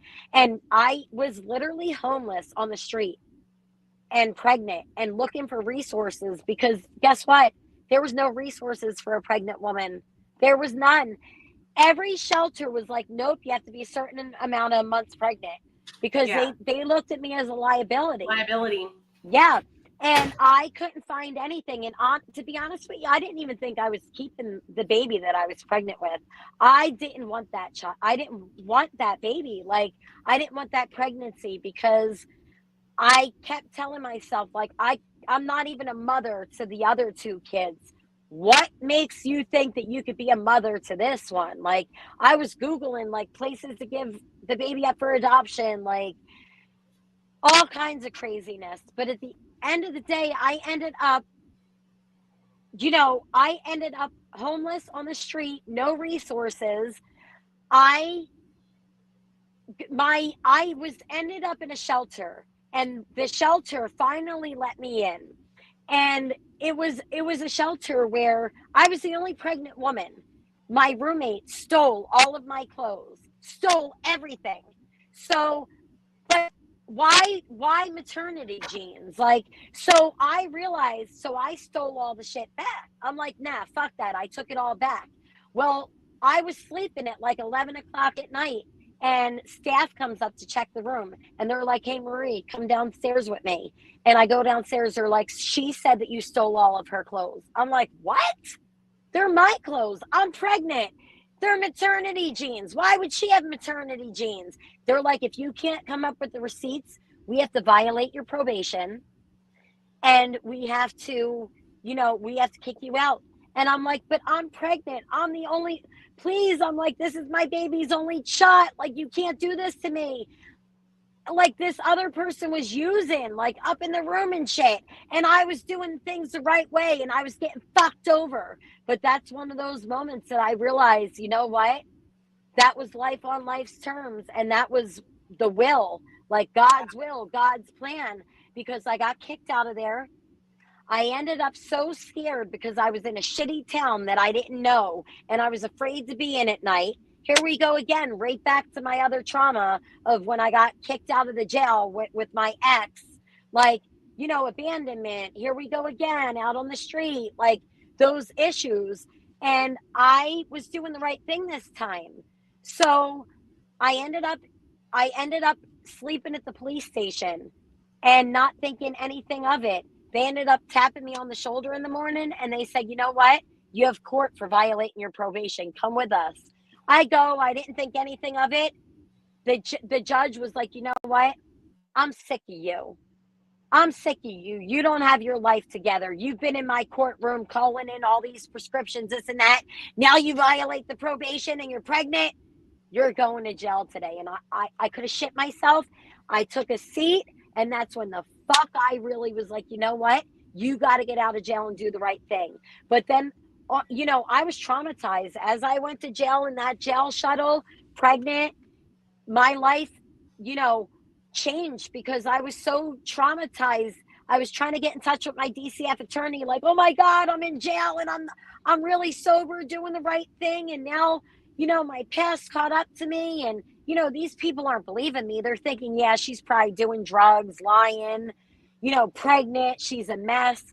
I was going to CPS court, shackled and pregnant. It was a real good look for the court, a real good look for the judge. But I ended up persevering, and I ended up going to a program, and I ended up really surrendering. And that program was something that I was so scared to do. I really was. I never was with a bunch of women. Like, why the fuck would I want to go into a house with a bunch of women? I hated women. Like, really? Like, this bitch just stole all my clothes and got me locked up, like, for violating probation when I was literally sober doing the right thing. Like, how? Like, why would I want to go in a house with women? The social worker at the jail was like, "Listen, if you don't do this, you will literally give birth in jail. You have 10 years suspended time hanging over your head. They're going to throw the fucking book at you. You will be gone. You will be gone. That baby will be 10 years old when you get out. You cannot do this." And that's when I sat and thought. And then I thought about my first two kids, and I was like, no, it's now or never. If I don't get my life together, this is my now or never shot. Like, that was it. And I said, "You know what? Balls to the walls. I got to do this." And I went to court. I was in jail for like 40 something days, and I ended up going to court. I ended up taking the program. I was so scared. I was trying to have it my will. I wanted a program that was close to my kid's father so I could sneak out during the week and still see him. I wanted a program where I could probably maybe, hey, go to a park and maybe sneak to see my kids. Or, I wanted it to be easy for me. I wanted everything to, because now Marie really wants to do it right. Let's all cater to Marie, what Marie wants. And I really realized the biggest blessing of a woman picked me up. She worked for like the courts, but she was in recovery, and she brought me an hour and a half away to a program. They wanted me an hour and a half away. They were like, "Girl, if you're getting a program, you ain't getting no, you're going far. Like, you will go. Bye." Good. And I surrendered and I did it. And when I went to the program, I was scared. I literally left from jail with the underwear, with the one pair of underwear I owned on my back. I had nothing. I had to keep washing the same pair of underwear. That's how little I had when I went to that halfway house. And I just slowly, I followed rules. I surrendered. I listened. I was humble. I was grateful. I did what was expected of me. I went to the meetings. I put in the hard work. I got a therapist, something that I never did before. All the times that I tried to get clean before, I never got a therapist. That's the one major difference this time around for me. And I consistently still do therapy once a week.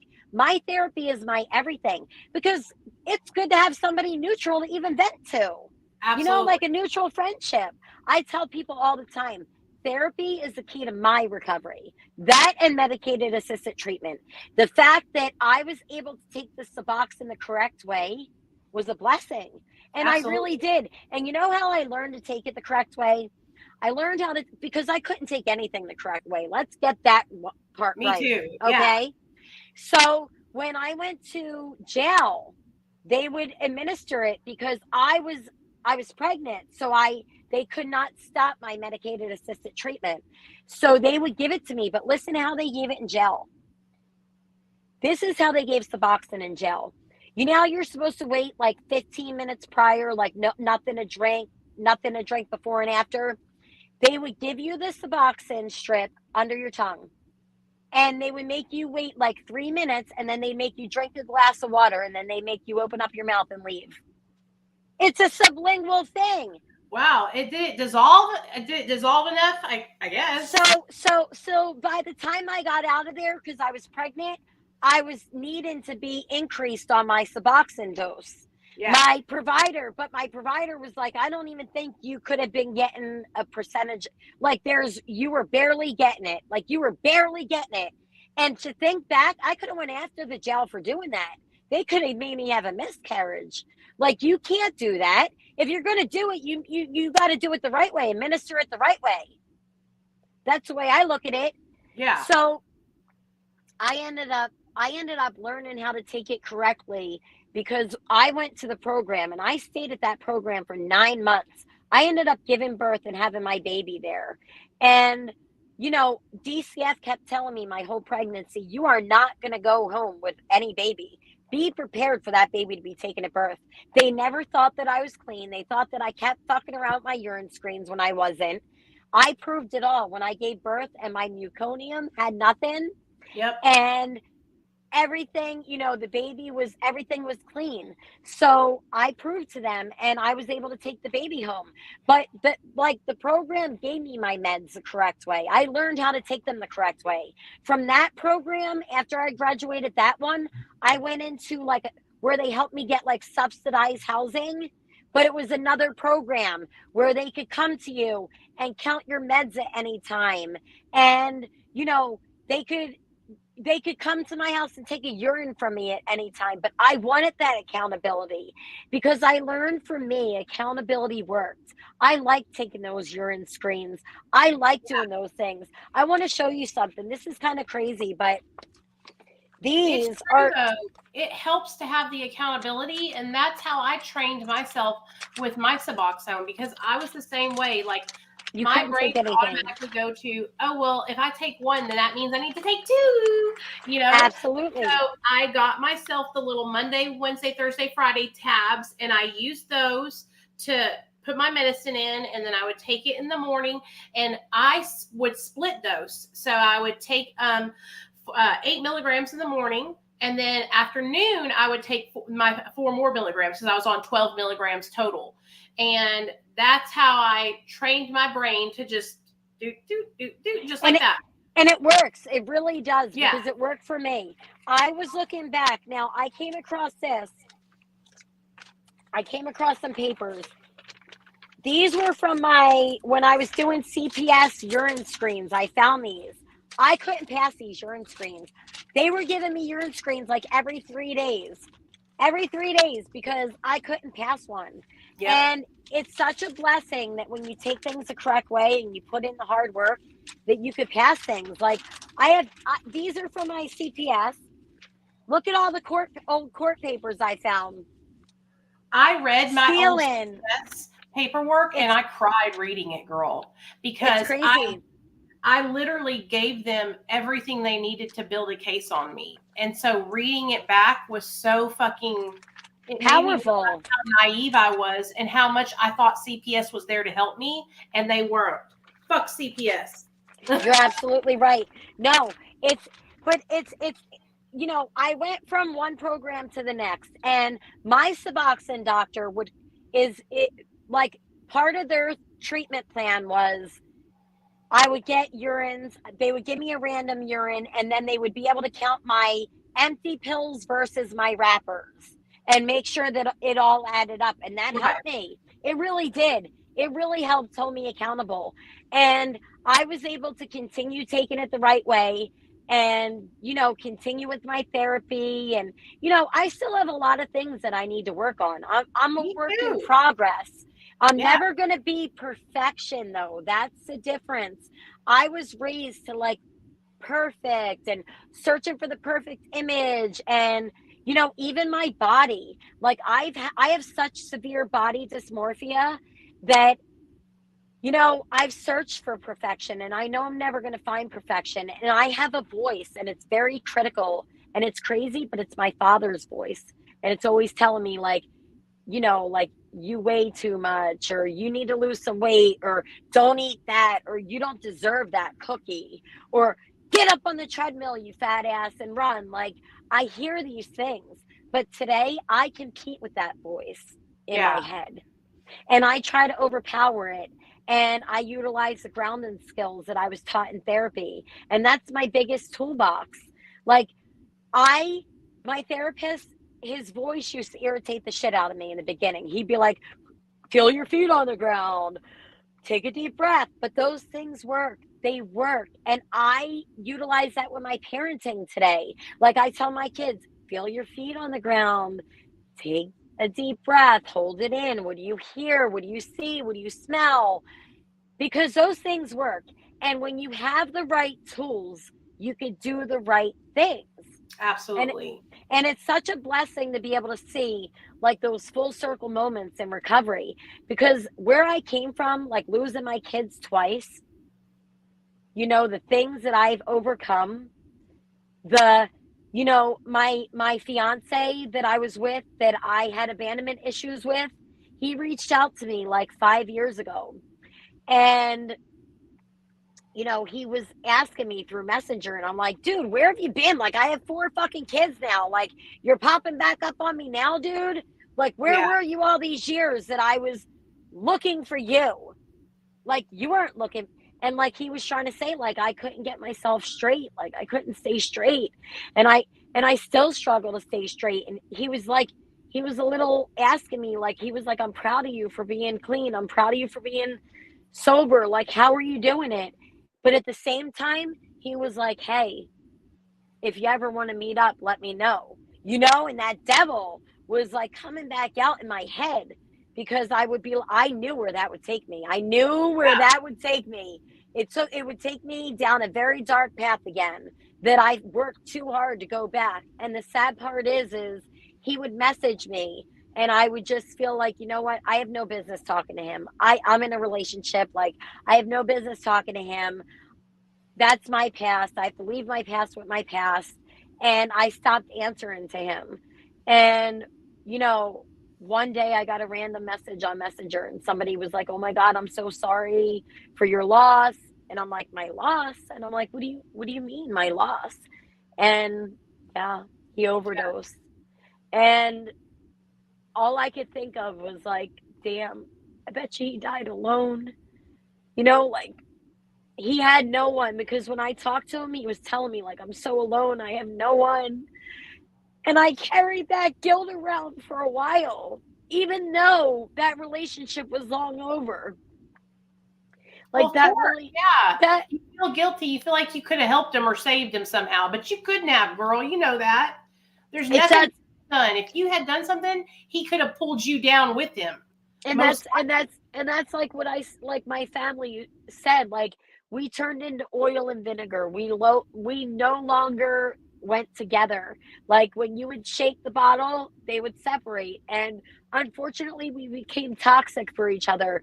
But it was weird. We used to joke around and like we used to laugh about this. It's kind of sick. It goes to show how I used to think differently.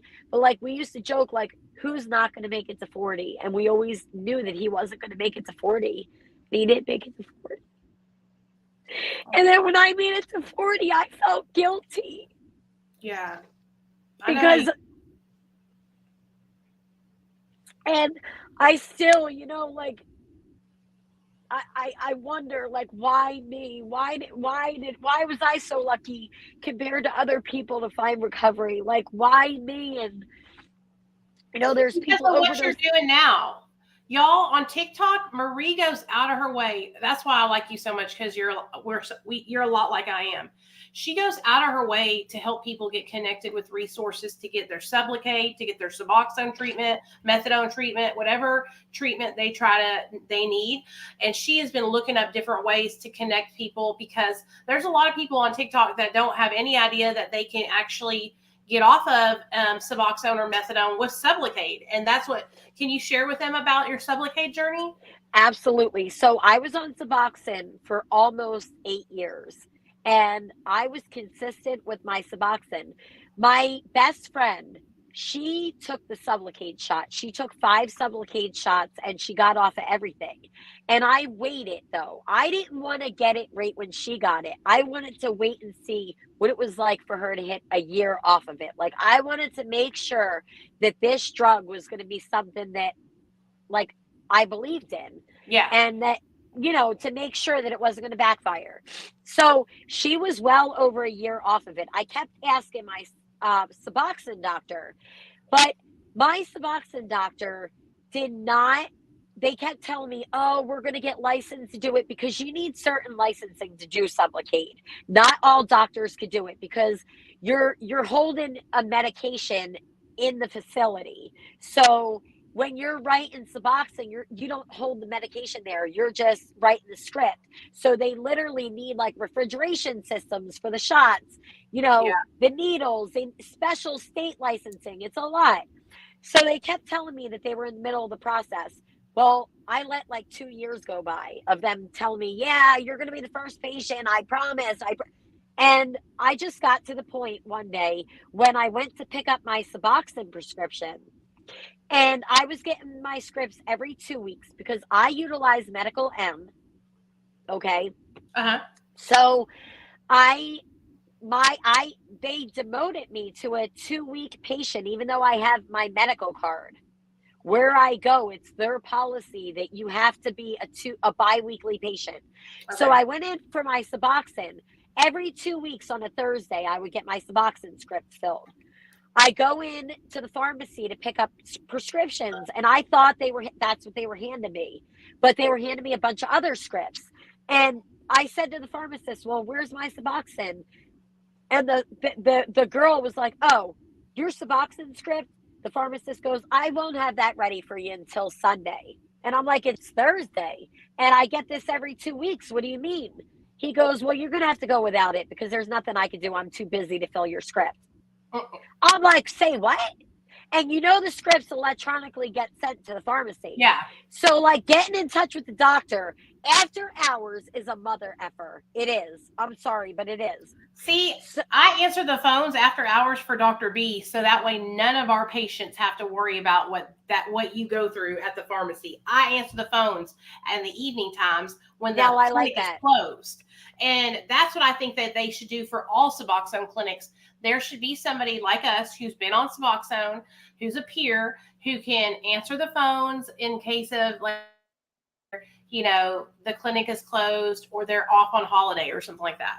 Yeah, I agree. And they should actually do it for the Sublocade shot as well, because people have concerns like, am I medicated enough? Or like, yeah. I get these people inboxing me all the time with questions. And I'm like, you need to ask your doctor that. Like, I'm not a doctor. I'm not giving medical advice. I'm just sharing my experience. Right. So I ended up on the Sublocade.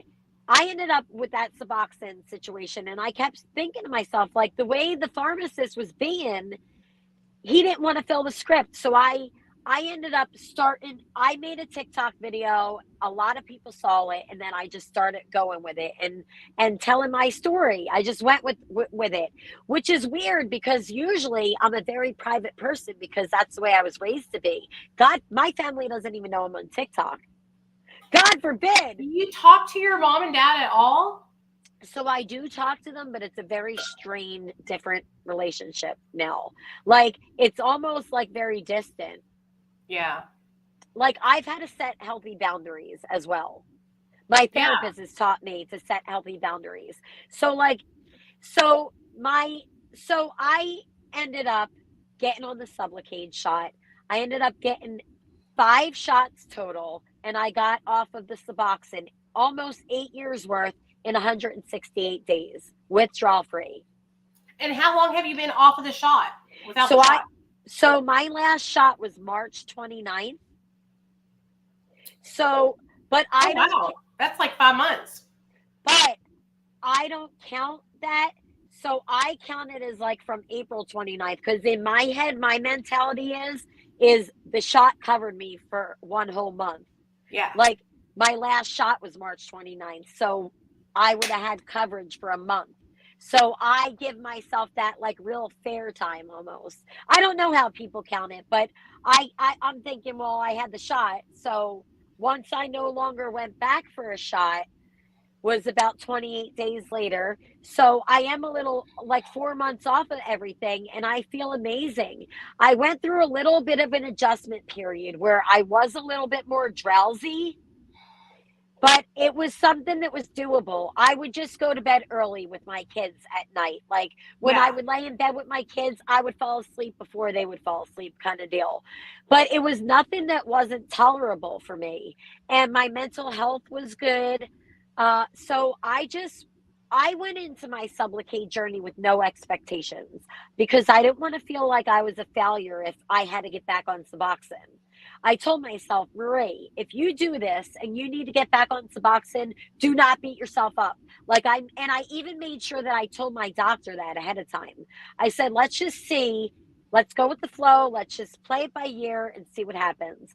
And that's what I did. And it was a wonderful journey for me, and it was a quick journey. Like, I can't believe I really thought I was going to be on medicated assisted treatment the rest of my life. Every time I hear people talk about Sublocade, it makes me want to go get on Sublocade. And because I don't mind being on subs, but I mean, if I could take something that gives me the ability to not be on them, I mean, why the fuck not? You know what I mean? Now, the one thing with Sublocade is I always tell people, I don't tell people in early recovery. I think that you should work on yourself and utilize like more Suboxone in early recovery, because I mean, you have to be on buprenorphine first before you can just get on Sublocade anyway. So they have to be on it, right?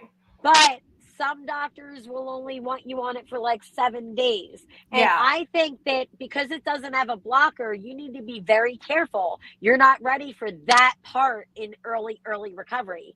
Like I tell people, do the back work first. And when you feel like you could stand solidly on your own 2 feet and you know that you put in all the groundwork, that is when you should start researching the Sublocade and start, asking questions and, look on TikTok and watch people's journeys. Reddit has an amazing forum about Sublocade. They do. Mm-hmm. So I like to hear people's testimonies, and I like to hear, other people that are coming from methadone to Sublocade, because it is possible. It's a little bit more complicated, but they can microdose you. And a lot of people think, oh my God, you're going to go into precipitated withdrawals and that's it. But it's not the case if done correctly under a doctor's supervision the right way. Cool. I mean, I'm all for it. I think Sublocade is amazing, and I think more people should try it because there's a lot of us who have been on Suboxone for multiple years, and sometimes you just feel a little discouraging because of how people are so judgmental about MAT. Judgmental. And I try to be a voice for people that are on MAT, so that way, like, I try to let people know, like, we don't give a fuck if you're on MAT here or if you're on marijuana or kratom or whatever. Like, as long as you are using whatever you're taking in therapeutic doses, you're not staying blasted out of your mind on whatever it is, and you're using it to help improve your life, then I'm all for that shit. You know what I'm saying? But there's a difference between using medication in a therapeutic way and just being fucked up all the time. And we all know it. We have to be honest with ourselves, Absolutely. And so I love Sublocade. I think it's amazing. I think about going up on my dose of Suboxone so I can get on Sublocade more and more and more when I hear more people talk about it. Because the doctor that I see says I would have to go up on my dose a little bit. Now, there are people, so speaking of that, some doctors will do it if you're on like a milligram. I have friends here on TikTok that went from a milligram of Suboxone to the 300 milligram shot. Even though it sounds high, that they didn't just go to the 100, that they Uh-huh. went, because they went with how Sublocade was designed for you to get those 300 milligram shots usually first. To build But up in your body, right? yes. And the best thing about Sublocade for me, when I was on Suboxone, I had insomnia for 8 years. No joke. I swear to God, I would go to sleep and I would be right up, startled at anything, right up all the time. Like if one of my kids got up and went to the bathroom, I'm up. I'm up for the night. Like I'm up. And my psychiatrist couldn't figure it out for years. And then when I got on the Sublocade, I started sleeping through the night. So See, I sleep like a baby. I'm so lucky. But I did have that experience when I first got on Suboxone. But now that I've been on it for a while, it's all balanced out, and I feel fine. But I do know a lot of people that have had insomnia the whole time they've been on it. Yeah, and I never put two and two together and correlated those with each other. But now that I'm off of everything, I see it. Like I see that that's what was really making me have insomnia. And when you have insomnia, it fucks with your mental health. And I am already bipolar. I struggle tremendously throughout the month with bipolar disorder. So I'm like up and down, up and down, up and down, So it's hard sometimes when you have insomnia and you're struggling with your mental health as well, because Absolutely. I go into mania. Like I'll go manic and then I'll start over shopping, overspending. I But get you're like that. self-aware of that now. I That's am the difference. self-aware. That is the difference. Like in recovery, you learn these things about yourself, and now you can say, okay, I'm having mania now. I need to take a break. I need to relax. I need to get off the internet, take a step back. I have to do it to myself all the time. Like just recently, I'm like, honey, I'm just going to chill back and just get back to my recovery and focus on that. And so I've never been diagnosed with bipolar, but I do find myself being little manic highs. No, yes. I don't get real low or anything, but I do get little manic highs. My sister says that I have a spirit of mania. Well, I could see it. For me, it's like a cycle that you could see throughout the month. Like I could see it even around my period. I could see it. Like a week before my period, I feel like I want to be nicer to everybody. Oh, not me, girl. Weird. I'm holding up. I'm hiding. No, I'm the opposite. So I have really bad, I was actually diagnosed with it. It's like it's something about like the hormones, like around your cycle, but premenstrual mood disorder. Anyway, it's some sort of mood disorder. But yeah, I struggle with my mental health. I'm not going to lie. But you know what helps me? Like I like working out. I like doing positive things. See, like I need to get into working out. That sounds like something that I need to do. Well, this is what I did. So the beginning of COVID, I'm only 5 foot. I'm 5 foot on like a good day. I might not even be 5 foot. I could be lying to you. I could be 4'11". But I was 200 pounds in 5 foot. The beginning of COVID. I thought that I was, I thought, oh, I'm sober. I was eating my feelings. Everything was food. I would sit and watch YouTube videos and like binge on like, snacks and candy. And I would feel like, well, you know what? I'm not doing drugs, so I deserve to do this when the kids go to bed. Yeah. So I was doing that, and I sought out a weight loss doctor, and the doctor was like, girl, you just need to go on a diet. And I'm like, listen, if it was that easy, I would have went on a diet, dude. Like, right. I wanted to choke this dude. So I ended up leaving his appointment, and I ended up starting to walk with a friend, the local high school track. And this was the beginning of COVID. So it was like a good thing for me to get out of the house.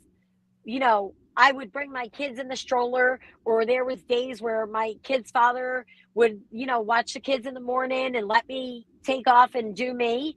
And I started walking every day, and it started really helping my mental health. And I started noticing that I was losing weight. And like the first 20 pounds came off really easy, but then after that, it was really hard. And winter started to come, and I bought myself a treadmill so that I could continue walking and doing what was good for my mental health. And I ended up losing 75 pounds. And when I lost that 75 pounds, I said to myself, if you could keep this 75 pounds off for 1 year, I was going to treat myself to a tummy tuck and a mommy makeover. And that's exactly what I did. I did it for myself. I Good did it for job. me. Because I said, hey, listen, if I could keep the weight off for 1 year, because I was competing with that inner voice inside my head that was telling me, you're not going to be able to do this. You're a drug addict. You're not going to be able to do this. You're never going to succeed. You're never going to keep your promise. So I just kept trying to mark things off the list. And that's what I continue to do throughout my recovery. Checking things off. I still have I have goals all the time. I have to break it down from short-term goals to like the end of the week goals, till every 2 week goals, to once a month goals, to yearly goals, but I'm always working towards my next goal. And I want to continue to do what I could do. And that's why I love sharing my journey on TikTok, because it's helped me more than it's helped anybody else. I get more from it than anything else. Like, just seeing the fact that people want to listen to what I have to say, and that they comment or like one of my videos, that means the world to me. Like, I love building a community of women. Like, having those women come together is a beautiful blessing. It really is. I agree. Because like, we've been able to do some beautiful things. Look at that whole thing with that whole situation that I don't even need to say, but look how all the women in this community, women in this community were able to come together. It wasn't like, you weren't like, oh, well, I'm not coming together with them because they don't have as much followers as I do. And because there's people that are like that. But Absolutely. we're not those people, because we just care about getting our message out. That's all. I don't care how many people are, like, I just want my message to be heard. Right. And it's a message of hope. Like, look, I lost my kids twice. I've been homeless, pregnant, in jail, came from the streets. I've been able to maintain, and I call it long-term recovery, because for me, 8.5 years is long-term recovery. And, that's something that I don't like. My recovery comes first every day. My mental health has to come first every day. I have to fill up my cup every day, because if I don't do for me, nobody else. Because guess what? When I was on the street, pregnant and homeless, nobody was looking out for me. Absolutely. Nobody was there for me. I had to pull myself out of the pits of hell, literally off the street, the pits of hell, to get to where I'm at today. And I'm still not where I want to be. And I'm still going to continue to climb, because I'm not going to let no one bring me down. Because at the end of the day, my peace, my joy is what's worth, that's worth everything. And I want to continue to recover out loud, because now, like, my kids, I have talks with them, age appropriate talks about recovery. It's very important. Like, yeah, it is. Like, you'd be surprised what these kids are doing. You know it. And the faces of illicit fentanyl are getting younger and younger. 14 years old, 15 years old. These are babies. It's not like a 30-year-old popping some pills, doing some heroin. It's not that anymore, guys. People are dying. Like, one time and done. And that is why I want to let people know that recovery is possible, because I never thought it would be possible for me. I never thought I'd be a mother today.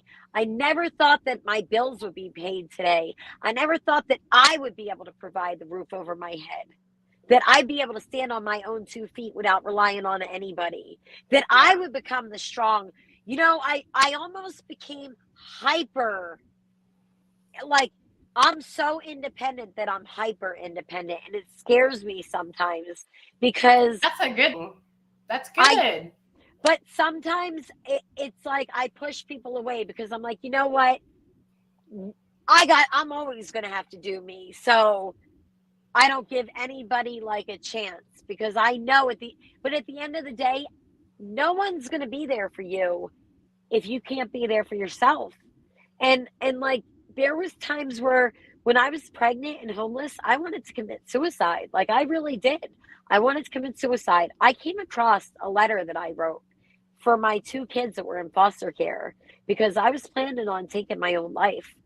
And I'm grateful that I didn't because my kids are my everything today. And my daughter, my recovery baby, she's a feisty little girl. And I know she's the way she is because of the places that she's been with me. She's been in jail. She's already been in jail. She's I'm 7 so years proud of you, old. girl. You have your story is so powerful, and the more you share it, like I know you were a little nervous about coming on here, but I feel like you've really gotten comfortable, and now you are done such a good job of keeping everybody like our attention and sharing your message, and I think it's so powerful with the message that you share. Well, I'm the same way. We worked our fucking asses off to get sober and stay sober. That's why I'm such a hard ass sometimes, because I fucking put in the work. You know what I mean? So did you. You busted your ass. When the shit got hard, you fucking put the pedal to the metal and did what you were supposed to do. And I feel like, I don't even want to get into it because I'll be ranting and raving. I just feel like so many people don't want to work. Things, like CPS, DCF, all those things. Like, I don't got another chance with them. If my kids get taken one more time, they will be gone. Like my record with them is horrible. Right. Horrible. They looked at me like I bet if my worker knew I was still clean and sober, they would probably shit themselves, to be honest with you. They'd probably ask you to come tell your story there. But honestly, it's like, I can provide stacks on top of stacks on top of stacks of clean urine screens today. And even though I'm off the Sublocade and everything, I continue to check in with my provider because I want the accountability portion. I still go for my monthly urine screens because part of me just wants to make sure that I can keep doing this. Like, I want to get some more time under my belt. I had a safety plan in place because my recovery cannot be jeopardized at any point. So I think that people that are in recovery, like, really need to try to, you got to pull yourself up and you got to work on everything. Working on trauma, working on healing, working on relationships, working on rebuilding relationships. When I got my kids back, it wasn't what I expected. I expected it to be this, oh my God, open arms and I love you so much and I missed you. It was more like, oh my fucking God, here goes the hard work. They were scared probably because they had been taken through the bullshit with you. Yep. And now they're like, oh God, is mom going to take care of us or is she going to fall off the fucking wagon again, Yes, and they were taken twice. So it's like they were hesitant to rebond with me. Yeah. And I'm still working on that. And I still struggle with that, with I'm still working on relationships, different relationships. I'm not ever going to be 1,000% where I want to be, but trauma, like there's so much trauma involved that I'm still digging from trauma from years ago. But the best part is with like therapy and I did CPT therapy. I'm on the list for EMDR therapy. Like, these are the services that are going to elevate my recovery to the next level. I'm trying to level up. I'm not just trying to stay where I'm at right now. Like, I got a spark under my ass and I want to let people know that, like, you could do this.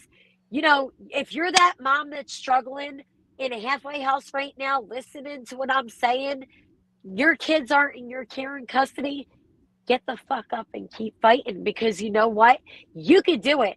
You could do it. You could go from the woman that was failing every single drug screen to the mother that could give years. Just keep giving years and voluntarily giving urine screens.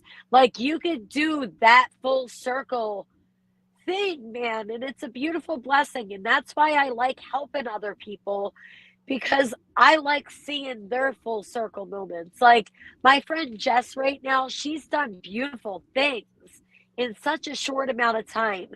And, that could scare some people. Some of the old timers can get scared by that, thinking, oh, doing everything way too fast. But you know what? I don't look at it that way because she's had recovery before and she had a relapse. You don't lose everything when you relapse. You No, still, yeah, because some people look at it like, damn, I'm out here on a relapse. Like, I got to start all over from ground zero. No, no, you'll never lose the things that you retained up here. right. Those, it's like riding a bike again. You remember these things.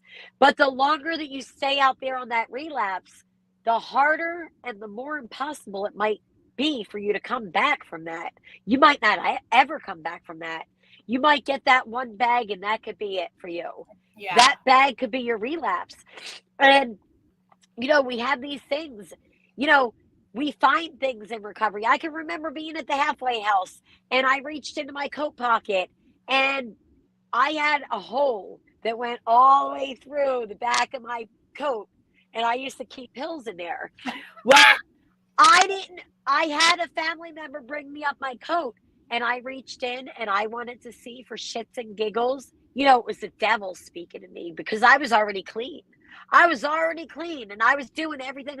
But the devil was like, Marie, psst, psst, there could be something there. Psst, psst, psst, psst. I checked. When the staff searched my belongings, they missed it. Well, I was getting ready to go to a meeting. I'm like, nope. You know what I had to do? I stood outside.